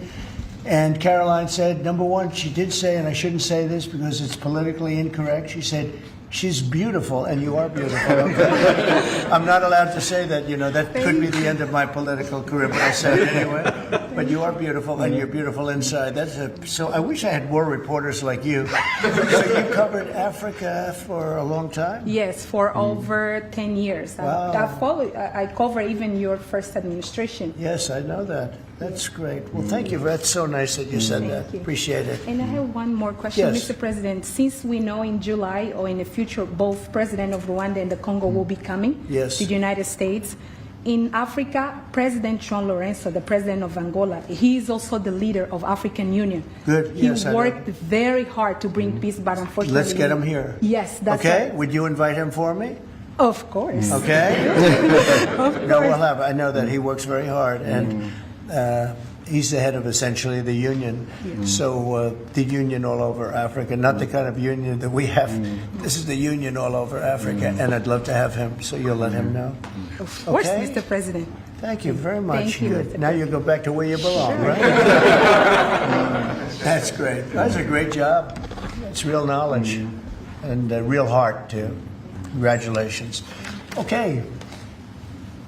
So we're here today to celebrate a glorious triumph, and that's what it is, for the cause of peace. And this is a long time waiting. The signing of a historic peace agreement between the Democratic Republic of the Congo and the Republic of Rwanda. The conflict has continued, and it's been going on for many, many years. It's been going from, I guess they say 30 years, the Great Lakes region of Africa for a long time, and maybe even a time before that. How is the Great Lakes region? Must be beautiful, right? Beautiful, beautiful region, but they had a lot of war, right? A lot of fighting, a lot of death. It's displaced countless people and claimed the lives of thousands and thousands. But today, the violence and destruction comes to an end, and the entire region begins a new chapter of hope and opportunity, harmony, prosperity, and peace. That's been a long time waiting. I said, how long has the war been going? And a friend of mine who's very much involved said 30 years, and at least 6 million people were killed during that period of time. It's incredible. And somebody said that was actually, it's the biggest war on the planet since World War II. So it's a shame, but we're going to bring it to an end. I want to express my gratitude and congratulations to the representatives of the Democratic Republic of the Congo and the Republic of Rwanda, who signed this pivotal agreement a short time ago. They just signed right in front. And let me also thank Secretary of State Marco Rubio, who has worked very hard on this subject, and we've worked on it together, for his outstanding leadership, as well as Senior Advisor for African and Africa Affairs, Mossad Boulos, who's, as you know, spends a lot of his time in Africa, and he's very comfortable there. I said, were you at all uncomfortable with all of the turmoil and all of the killing? And he said, no, I wasn't uncomfortable, and that's what you need. You need somebody that's going to be able to get. So, Mossad, I want to thank you very much for the job you've done. Amazing guy, actually. I also want to thank African Union, Qatar, Togo, for working closely with the United States. And I know Qatar was really working hard, and African Union, we just spoke about that. And I look forward to having them representatives here when we do the official meeting, and that'll be sometime in July. And we look forward to it. And you better be here covering it, okay? You better be. We're not going to send anybody else covering it but you. But this is a tremendous breakthrough. In a few short months, we've now achieved peace between India and Pakistan, Israel and Iran, and the DRC and Rwanda, and a couple of others also. Serbia, you know, was they were getting ready to go to war with a group I won't even mention because it didn't happen. We were able to stop it, but I have a friend in Serbia, and they said we're going to go to war again. And I won't mention that it's Kosovo, but it's Kosovo. But they were going to have a big time war, and we stopped it. We stopped it because of trade. They want to trade with the United States. I said we don't trade with people that go to war. And we said that also with, if you take a look at Pakistan and India, it was great. They have two great leaders, and they were able to stop. They were in the midst of a big fight, I guess everybody saw, and it was going to get very bad. And they are nuclear nations, very powerful nuclear nations. In the months and years ahead, my administration will continue to work closely with all of the parties in this deal and ensure the agreements are fully taken care of, and you're going to do what's in the agreement. We'll say you better do what's in that agreement, right? Because if somebody fails to do that, bad things happen. But I have a feeling that after 30 years, I think after 30 years, you're all set. We are. I think both of you have said that's enough, right? That's enough. Yeah. That's enough. You've seen it all. So this is a wonderful day. It's a great day. We've had some tremendous success. It's been a great week between just coming back from a very successful trip. NATO's really pulled together. They have. They're going to spend over $1 trillion a year. Nobody expected a thing like that to happen. And we had the war, as you know. We call it the 12-day war. It was exactly a 12-day war, and we ended up with no nuclear weapons. That's what we wanted. And they were just absolutely blown to pieces, those 3 sites. And there's no nuclear weapons, and hopefully there can be a lot of healing, and the healing is starting. And it's been a really pretty amazing week, and this is one that I really look forward to. This was set up a few weeks ago, and it was something that I really look forward to. If we can do this, and we do that because we have a certain competence, that's good. We're able to get people to be peaceful. I think we can do war better than anybody, but we don't want to. And we have the greatest military in the world. They showed that in Iran. Those pilots, they flew for 36 hours. And think of that, and they hit their target. The size of this desk, half the size of this desk, from about 52,000 feet in the dark of night with no moon, 0 moon. They wanted it that way. Can you believe it? And they hit, every missile hit exactly half the size of this beautiful Resolute desk. We don't want to talk about it when it comes to rockets hitting it, but half the size of this, and they hit dead center from tremendous heights, going at tremendous speeds. It's amazing. Nobody could do a thing like that. Nobody has that weaponry, and nobody could do a thing like that. So we had a very busy and successful week. And in addition to that, our economy is doing great. We're setting records with the economy and a lot of other good things happening. But this is about Congo and Rwanda. And I'd like to ask, if I might, would you say a few words before we introduce our guests, please? Sure. Thank you, Mr. President. Yes. So, under your leadership, Mr. President, and the full support of Secretary Rubio and the entire team at the State Department, we engaged with the 2 parties in early April, and within 3 weeks they signed the Declaration of Principles. And now, within about 2 months from that, we have signed today the final. This is actually the final peace agreement. You know, many people were wondering if this is preliminary. No, this is the actual final peace agreement that they've signed today. You have also expressed interest in inviting the heads of states to the White House for a signing ceremony. So there will be some other additional agreements that will be signed. In addition to this, which will become known as the Washington Accord with regards to the Great Lakes region. That's great. There are some economic... Why not the Trump Accord? If you wish. I'm only kidding. I think that's a great Washington Accord. Yeah. Beautiful. And there's an economic aspect as well that is extremely important for both countries. They have also worked. Last week we finalized the regional economic integration framework, which both countries will be signing at the White House here during that ceremony. And that's going to be a great ceremony. Absolutely. Right? We're going to make that a great ceremony and bring other people that were involved, some other people, besides the gentleman we talked about who we know has worked so hard. If you think there are other people that are deserving, let us know. Okay? Sure. And there will be some bilateral agreements. We're negotiating a minerals deal with the DRC for critical minerals. Many American companies have shown interest in investing in the DRC, and these we're talking about long-term investments. Same thing with Rwanda. Many American companies have shown interest, and not only in mining, but also in the midstream and downstream, which will be the processing of minerals. We're also working and supporting the Lobito corridor, which will help building the infrastructure. Just 2 days ago, the United States signed and supported a project of $1.5 billion for electric transmission from Angola to the DRC. And there are many other projects of that nature lined up.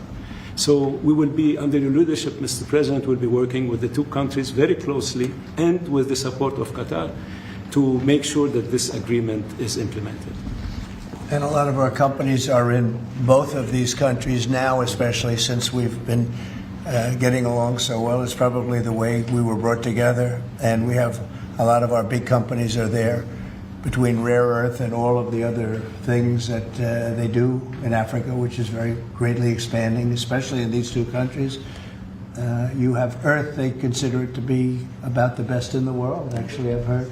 So we're doing a lot of different things, and it's all going to bring everybody together. That's how this all began, I guess. But the big thing is, the big thing for me is there's really only one thing, and that's getting a peace treaty with two countries that have been fighting for 30 years. And but I want to thank you all. Will, if you could, you could bring the letters over. Of course, sir. So in front of you, as you said, sir, these are the actual agreements that were signed, respectively, by the foreign ministers of the Democratic Republic of Congo and Rwanda earlier today, witnessed by Secretary Rubio. We've also prepared for you two letters. This is to President Paul Kagame of Rwanda, expressing your appreciation and congratulations for everything that's happened already, and of course inviting him to Washington for, as Dr. Bula said, what we hope will be the Washington Accords, finally setting the terms for peace and prosperity in this region, hopefully for a very long time. That's great. That's beautiful. Very important. We're going to put a picture in there, right? As soon as this is over, they're going to put, we have a fast-moving photographer, Dan. He's going to put a nice picture of us here. Okay. Thank you. That's for you. Thank you. And this is a letter to President Tshisekedi of the Democratic Republic of Congo, again congratulating him on settling this long-running war and inviting him to Washington, D.C. for the final conclusion of the agreement, hopefully soon. That's great.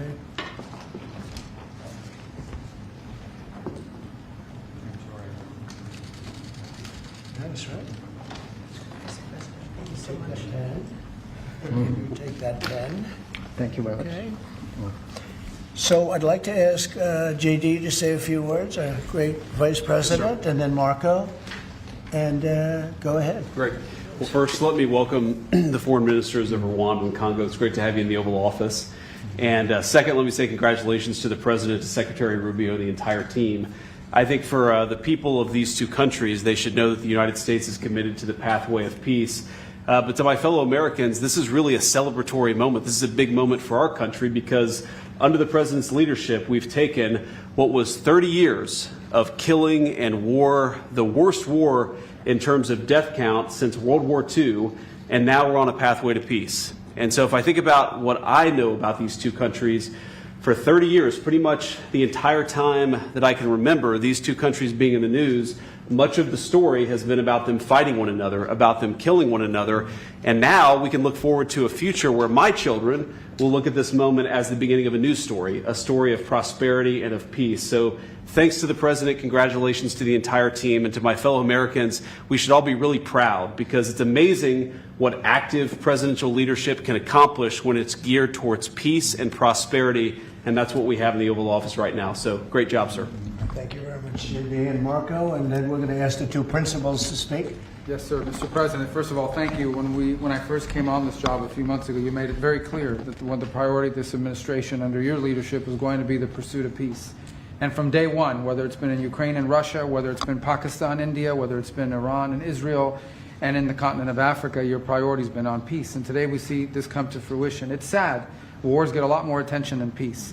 But peace is harder than war, a lot harder. And I want to congratulate both of the leaders here and their respective presidents for choosing the harder path, which is often peace, than the easier path, which sometimes is war, as costly and as bloody as it may be. And I echo the Vice President's statements, and that is that Americans should be very proud that the #1 voice for peace in the world today is our president, your president. And so thank you, President Trump. And I want to, again, recognize Dr. Boulos and the work he's put into this from day one. He's really put a lot of time and effort, and as our friends from the respective countries can share with us. And last point, I do want to thank, you've done this already, but the African Union, Togo, and Qatar, who have been extraordinary partners and whose help we're going to need to continue to receive in order to bring all this to fruition. So congratulations to both of you, and thank you, Mr. President. Thank you. Great job you've done. Do you want to start?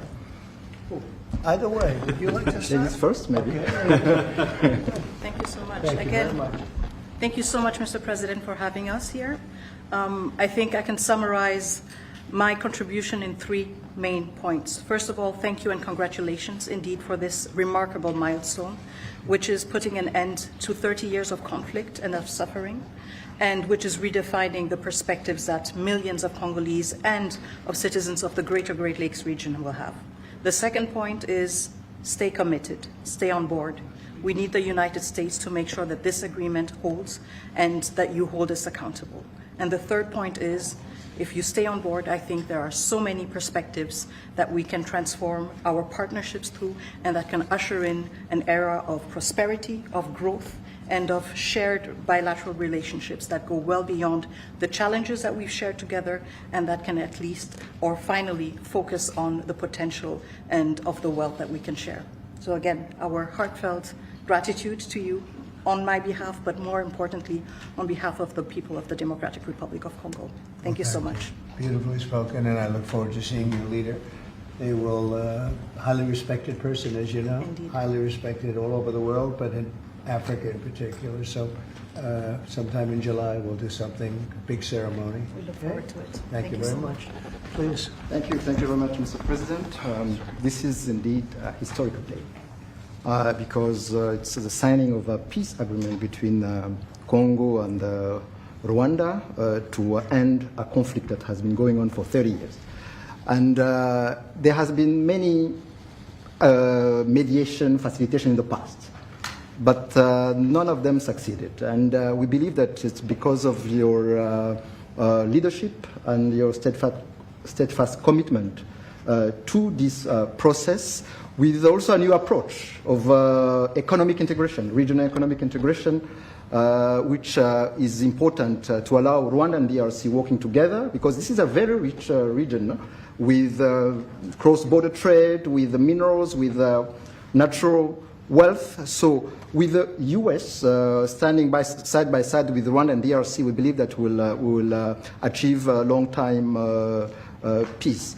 And we also believe that, as my colleague from DRC stated, it's important for the United States to stay committed, because today we signed, but now we need to implement what we have signed in order to open this new era you were talking about of prosperity, so that we can reap the economic dividend of peace.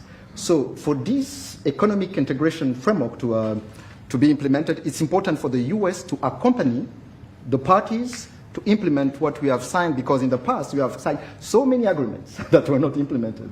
And we are really, we believe that with your leadership, with the involvement of the United States administration, we will reach that goal. So thank you very much, Mr. President. Well, this will happen, definitely. I can reach over. Do you want to just press them over to me? Sure. Let me have them. And I just wanted to give you each. These are your signed agreements. And we'll make sure that you follow through. We'll make sure you follow through. Yeah. We'll make sure that you follow through. Okay, that's for you. Thank you. And we have one other thing that we're going to give, that we give to special people only. It's a coin.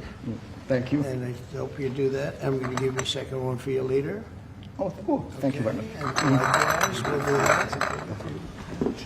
These are serious coins. You don't want to lose them. You'll be very. I think that your reporter from Africa should get one. What do you think? Is she allowed? I saw. I think yes. Are the reporters okay with it? Brian, yes? Darling, that's for you. Okay? You did a fantastic job. Thank you. And I heard you do a great job in covering everything. Thank you. And Mr. President, we actually have the pictures that you took earlier Oh, of let the me foreign see ministers that. here already. Thank you so much, Mr. President. Thank you. Let me see that. They're in this folder right here, sir. Okay, this one? Yes, sir. Oh, they look better than me. I don't like it. I don't like it. That's beautiful. That's very good. We have a good photographer. Beautiful. That's great. You better, I'll tell you better do the job here. We're going to come down hard. It's beautiful. Thank you very much. So we'll put them in. That's for you. I can do that. That's for you. This is for the Congo. And what is it? For the Congo. Yes. Okay. Let's see, do we have two of them? I think so. He wouldn't give us one. He would have made a big mistake. Isn't that nice? That's for you. That's for you. Thank you, Mr. President. Thank you very much. And you're all set. And this is for you. You're going to get this. Good. Might as well hold it. Thank you so Thank much. you very much. Good luck. Thank you. Do you have any questions? Yes, sir. On the subject, sir. Not Canada. This is about Canada. Why not? Why not Canada, by the way? Why? I mean, Because this is about a different subject right now. This is right now actually a much more important subject. We just ended a war that was going on for 30 years where 6 million people died. So don't ask me a trade question on Canada. Mr. President, Kara Castanova from Lindell TV. Now that your administration, and congratulations, has secured peace in Africa to a bloody, horrific war that's gone on for decades and no other president could do it, do you think the mainstream media will finally... I'm telling you. But you're right. No other president could do it. They tried, and they didn't even try, I don't think.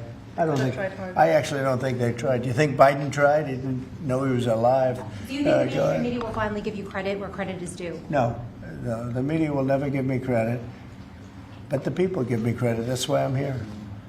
The people didn't give me. That's why we're here in a landslide. We got all 7 states. We won the popular vote. So the media won't give me credit, but the people give me credit. That's more important to me. You're going to go down as a peacemaker. You're also going to go down for the president who had 0 border crossings in May. You secured the border most than anybody has ever done. But I don't know if you know this. You're on track right now to have the lowest murder rate in history in this country. And I think a lot largely go to the fact we closed down the border. If you want to comment on that, you might go down as the lowest murder rate in U.S. history. Yeah, I saw that the other day, and it's an honor. I mean, and that's really even better because, we've taken a lot of illegals into the country through the Biden administration that are murderers, 11,888 to be exact. And many of them are now gone. We got rid of them. They're back where they belong. But so it's a great honor. If you took that out, the numbers would be even better because they've created a lot of problems. You truth social earlier about getting money to the air traffic controllers and the big, beautiful bill, which hopefully, praise God, we get this thing signed.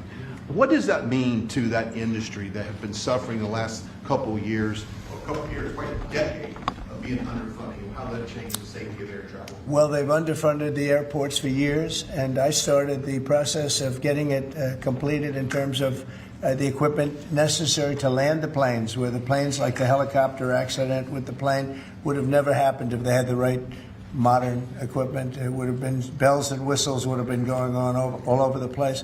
And I had that all set, but when I wasn't here, they totally dropped it. You had a terrible head of transportation. We have a very good one now, Sean Duffy.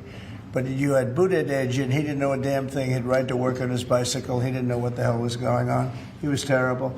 So he totally dropped that. It was a project that should have happened, and I was all set.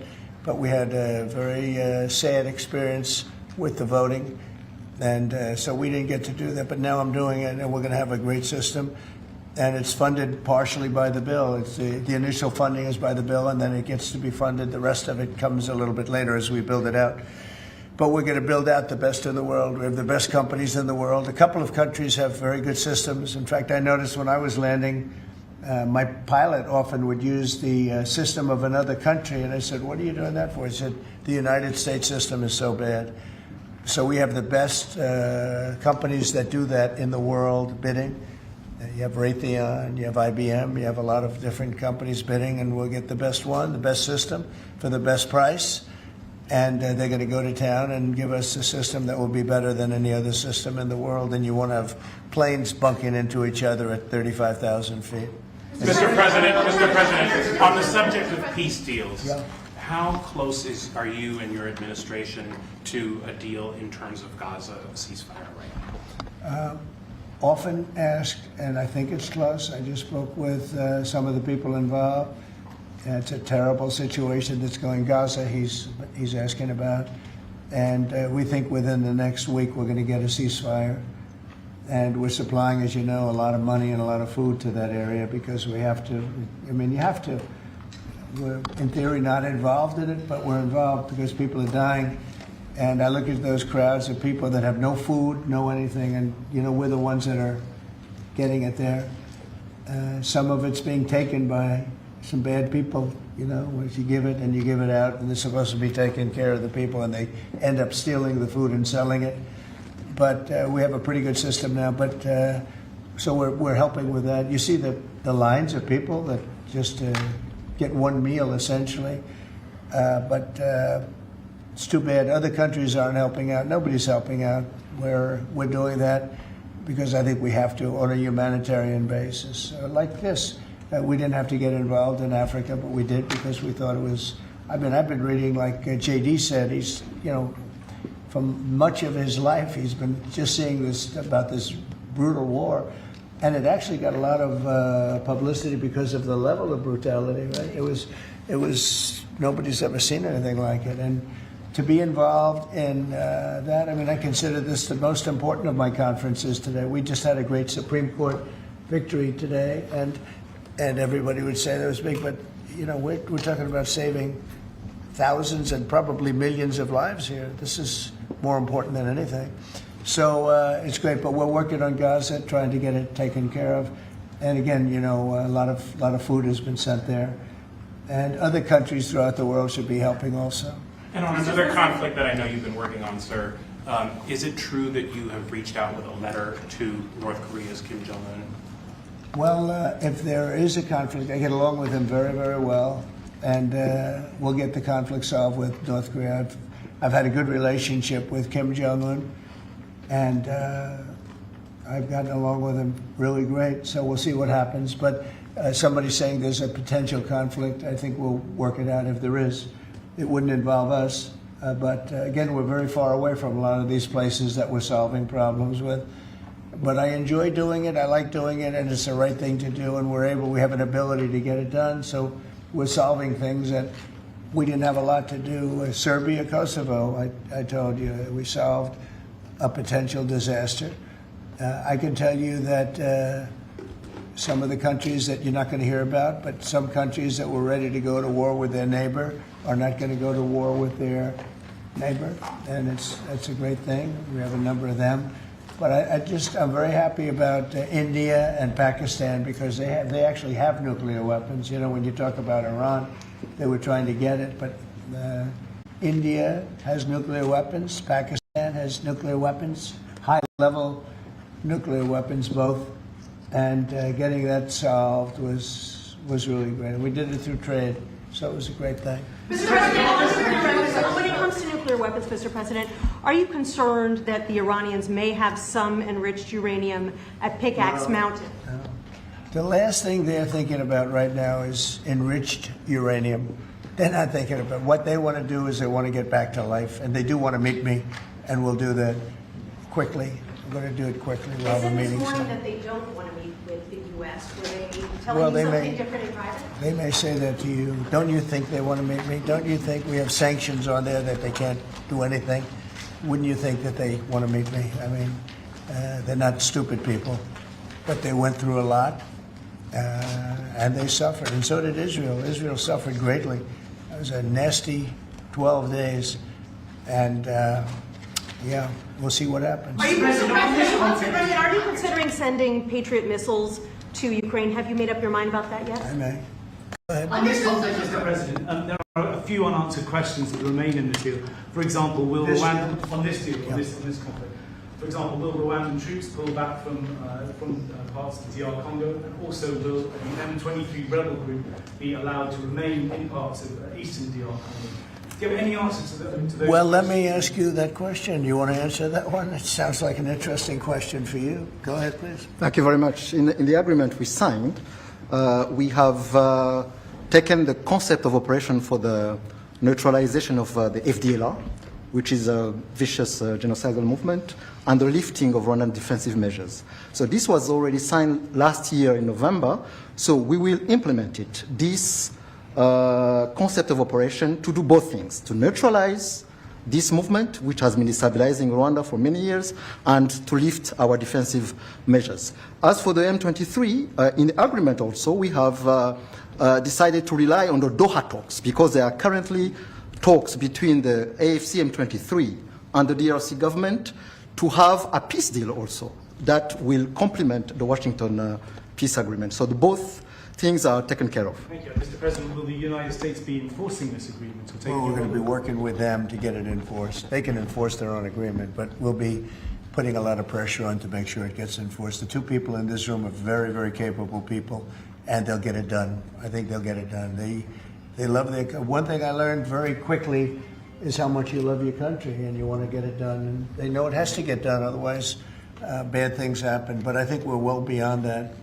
Other presidents should have done what I'm doing right now. They never did it. I don't think they ever tried. I don't think it's like they couldn't do it. I don't think they ever tried. And if they did, they wouldn't be able to do it anyway. On the President, yes, thank you. Mr. President, can you share with us what can happen if one of the parts violate this peace agreement? Because we don't want war to come back to Well, DRC. I'd rather not say. I would just say that there are big penalties if they violate, and they're not going to. I don't think they will violate. I think they mean it, but we have very severe penalties, financial and otherwise. Okay. On the President, go back to your Truth Social post on Canada specifically. Why are you deciding to end trade talks with Canada, and what rate are you looking to set? So Canada put a charge on some of our companies, and Canada's been a very difficult country to deal with over the years. You know, we hear Canada, we have a great relationship with the people of Canada, but it's been very difficult. And they put a charge, and they were a little bit early. We found out about it. So, and we have all the cards. We have every single one. We don't want to do anything bad, but they have economically, we have such power over Canada. I'd rather not use it, but they did something with our tech companies today trying to copy Europe. You know, they copied Europe. It's not going to work out well for Europe either, and it's not going to work out well for Canada. They were foolish to do it. And so I said we're going to stop all negotiations with Canada right now until they straighten out their act. Okay? Is there anything Canada can do to change your mind about this situation? Well, no, they put a tax on companies that were American companies that they shouldn't. Very severe tax. And yeah, I guess they could remove it. They will, but I don't really, I mean, it doesn't matter to me. We have all the cards. We have all the cards. You know, we do a lot of business with Canada, but relatively little. They do most of their businesses with us. And when you have that circumstance, you treat people better. They've had farmers that are getting like 300, 400, 200% in tariffs. Nobody's ever seen anything like it. We have cases, you don't read this and the people don't report, but they charge us 400% on some dairy products. 400%. Nobody writes that. It's not fair to our farmers, and we've got to protect our farmers. Sir, you just... Yeah, Brian, go ahead. You mentioned how much of a rate cut we would do to the interest on the debt. Earlier today, Director Pulte was on CNBC talking about how he suggested Powell should resign. Any comments on whether or not Powell should step down? I know you've been... Well, I don't have a comment. I'd love him to resign if he wanted to. He's done a lousy job. Look, if you were there, you'd say, well, you know, the United States is doing well. They have no inflation. And if they do get inflation in a year or two, we'll start raising the rates. We'll get rid of the inflation, you know, and do other things. Biden had the worst inflation in the history of our country. 19%, but I think it was much higher than that.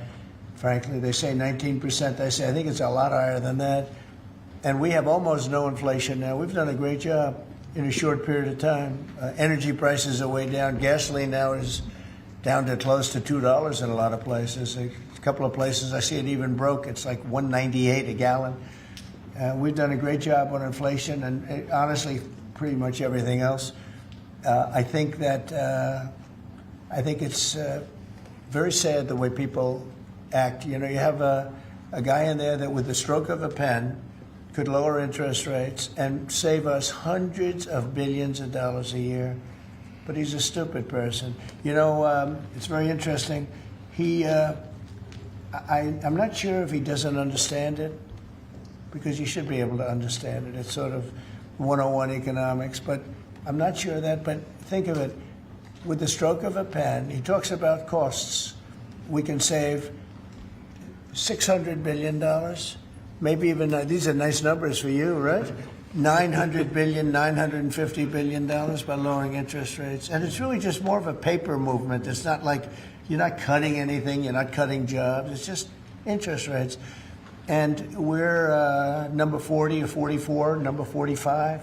Some places that you wouldn't believe that, I don't want to be disparaging, but they pay a lower interest rate than the United States of America. And without us, everything blows up. We sort of control the world in that sense. But we have a guy that's just a stubborn mule and a stupid person that is making a big mistake. He's making a mistake. And it lasts for years because when you do the debt. Now, I've instructed my people not to do any debt beyond 9 months or so. Get this guy out. And whoever is in there will lower rates. If I think somebody's going to keep the rates where they are or whatever, I'm not going to put them in. I'm going to put somebody that wants to cut rates. There are a lot of them out there. And I said this morning, a lot of the business shows today were saying, Trump is right. He should be cutting rates. Think of it. We have a great country. We're making a lot of money. We're taking in billions of dollars in tariffs. We have $15 trillion of money that wants to be invested here, which is a record. In 2 months, it breaks any record that we've ever had for a whole year, and not even close. 15 trillion, and it's going to be much higher than that. That's after essentially 2 months, because we've been doing it for about 2 months, 2.5 months. $15 trillion breaks every record in the book. There's never been anything like this. We have factories moving in, we have car plants moving in, we have everyone wants to be part of the United States. And as I told you, and I say it to everybody, when I was in the Middle East, the King of Saudi Arabia, and Qatar, and UAE, all great leaders, they have all great leaders. All three of them said, you got the hottest country in the world, and you did it in. At that time, I was there for 4 months because we got back a little while ago. But everybody says it, not only them. We have the hottest country in the world right now. The only thing is we have a Fed chairman that is, he doesn't get it. And you could have substantially lower. Like if we cut him 2 points, would save more than think of it, more than $600 billion just because you cut. But you can't go out to the market and say, well, we have a guy that's got us at 4% or 4.5%, and we want to pay 2% or 1%. I think we should be paying 1% right now. And we're paying more because we have a guy who's, suffers from, I think, Trump derangement syndrome, if you want to know the truth. But he's not good for our country. The president of UK. No, did you push not the you, president? not you. A related question on banking. There have been reports, Mr. President, that your administration is considering issuing an executive order about debanking, which is the practice of banks denying services based on people's political beliefs or industries such as crypto, people involved in that. Would you be open or interested to sign such an executive order targeting debanking, and what might? Well, I think the debankers, I think that banks, I can tell you because I've been a victim myself because of my politics, that big banks were very nasty to us. And I actually think it was Biden's people that told them to be, because the one group of people the banks are afraid of are the regulators. They are petrified of the regulators. And I've seen the biggest banker. I can tell you, you see him on television all the time. If a regulator walked into the room, he gets all nervous and crazy. They're afraid of the regulators. And if the Biden people order the banks to be virtually closed, they can do anything they want. The regulators control the banks. It's not the president of the bank. The president of the bank is far less important to a bank than a regulator. And a regulator can put that bank out of business, just like bad prosecutors are very dangerous. We had a couple. I had deranged Jack Smith and some others. And we kicked their ass. But it was, it's a tough kind of a situation. Prosecutors are very dangerous. A great prosecutor is an amazing asset for a country. But a corrupt prosecutor, a bad prosecutor is very bad. Well, the regulators are the same thing. And when they tell the regulator to go and make life impossible for big banks or little banks, they really control it. So there is a lot of debanking. And they call it debanking, call it a lot of different names. Essentially, they make it impossible to do business. And those people are very bad and very dangerous, and they shouldn't be doing it. Sir, you told us that taxes, Mr. President, could you please explain how taxes would go up by 68% if the bill isn't passed? Where does that number come from? Well, it comes from the fact that you have automatically the Trump cuts, which were the biggest cuts that we've ever had. Now, these cuts are even bigger. but from the last administration, we had the Trump cuts. It was a 5-year deal, and it comes due. When you add that to the cuts that you already have and other things, it amounts, according to what they tell me, about 68%. That would mean you'd have a tax so that you know that the tax cuts that they got, the biggest tax cuts in our history, would immediately go up to that level. And that alone is a big chunk of the 68%. And then you have the other taxes that would accumulate. And they say that you'd have about a 68% tax increase. Sir, you said a moment ago that it won't work out very well for Europe on trade. Does that mean you want to cut off those negotiations as well and just tell them what? No, well, they've been very tough. The European Union was formed in order to take advantage of the United States in trade. That was why they were formed, and they're nasty. They're very nasty. We have a good relationship. I'm dealing with Ursula right now and the group, but it's a very tough situation. They have been unbelievably bad to us. If you look at past precedents, they've treated them very badly. They're being very nice to me because I get it. I know the system, and we have the cards. We have the cards far more than they do, and they have not treated us well, and they're coming to us right now. You know, I said I was going to put on a 50% tariff. As soon as I said that, I put it out on Truth. As soon as I said that, they came to the table. They didn't want to come to the table. My people were telling me, Scott was telling me, and the whole group was telling me that not a good situation. They want to tap it down the line. They don't want to really deal. So I said, we're going to put a 50% tariff on you. And Howard, as you know, was very much involved, Lutnick, Commerce. And he said, they don't want to talk. As soon as I put that on, I was getting calls from them like, can we meet tomorrow? And the problem is they have a lot of very unfair taxes. They have a lot of taxes that you wouldn't put on, and they sue all our companies. They're constantly suing Apple and Google and all of these companies, and they're getting, you know, in front of judges that essentially almost work for them. I guess they do work for them. They're European Union judges, and they're getting these crazy rewards. Apple was fined $17 billion, and others are being fined tremendous numbers of dollars. They're nasty people, and I don't want them affecting U.S. companies. I don't want that. If anybody's going to affect a U.S. company, I want it to be us. And if they're going to have to pay a penalty or a fine, let it be to us. So they've done this for a long time, for years, but they're very nasty. The European Union is very nasty, there's no question. But they'll learn not to be so nasty very soon. They know that. They know it's coming. Told us that Vladimir Putin reached out to you to help you with the Iran crisis. We made some nice statements today. Did you see the statements? Very nice. Vladimir Putin made some very nice statements today. Look, he respects our country again. He didn't respect it a year ago, I can tell you right now. But Putin respects our country. And President Xi of China respects our country. And Kim Jong-un they respect our country again. We were not a country that was respected just a year ago. We had a president that was incompetent. We had bad people circulating around this desk, this beautiful, resolute desk. They had, I guess, evil intentions. You couldn't be that stupid. I mean, they had evil intentions. But the world respects our country again. Thank you very much, everybody. Thank you, President. Thank you, President. I'll write the story. Thanks, guys. Congratulations. Thank you very much, Mr. President. Start going. Thanks, guys. Thanks, everybody. Right through here. Thank you.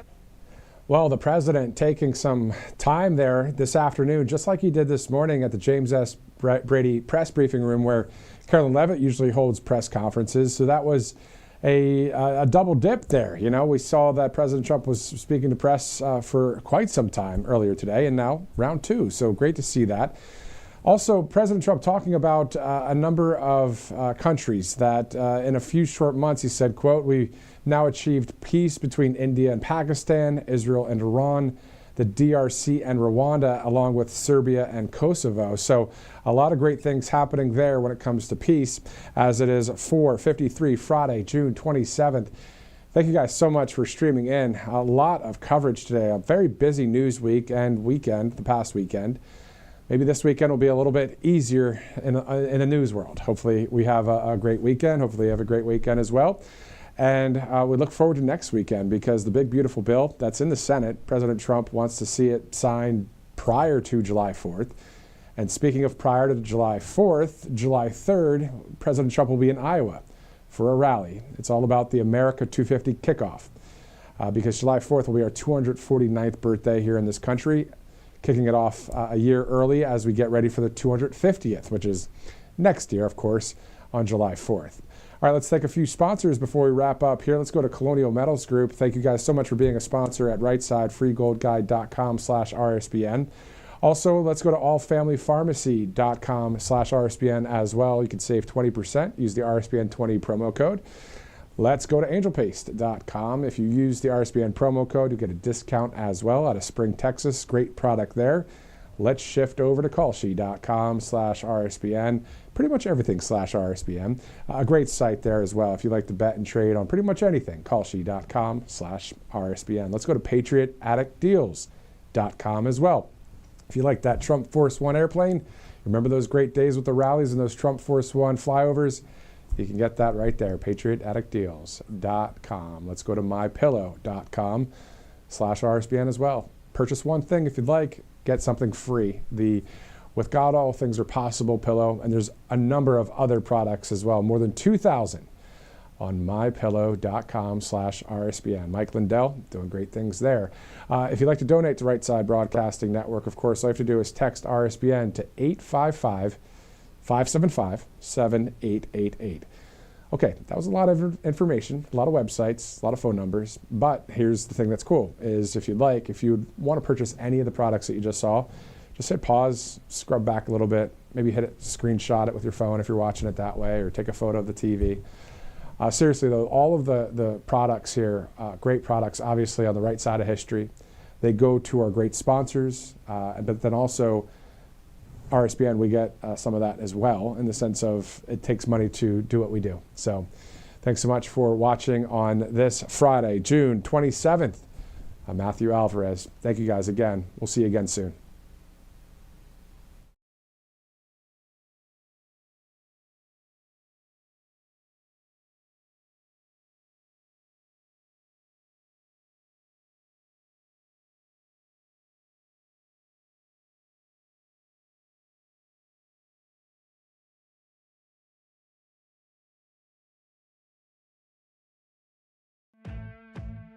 Welcome to Right Side Broadcasting Network, your trusted conservative news outlet. At RSBN, we deliver the truth when the mainstream media falls short. Since 2015, we've proudly broadcasted every single one of President Trump's iconic MAGA rallies, bringing you the excitement and energy live before anyone else. By watching RSBN, you get an unfiltered front row view of the action on the ground. We interview the crowds to give a voice to millions of Americans just like you. We show you President Trump's speeches in their entirety, free from interruptions and censorship. We cover the stories that matter to you with the integrity and passion you deserve. Thank you for choosing RSBN as your home for America First News. Together, we stand strong, united, and informed, so join us and be part of the right side of history. Hey y'all, it's Silk from the Diamond and Silk Chit Chat Live Show. Look, don't forget to check me out right here on RSBN Network. Be sure to watch the show on Right Side Broadcasting Network, and I want you to support Right Side Broadcasting Network. Yes, it's imperative that you do so, okay? I look to see y'all soon. Bye-bye.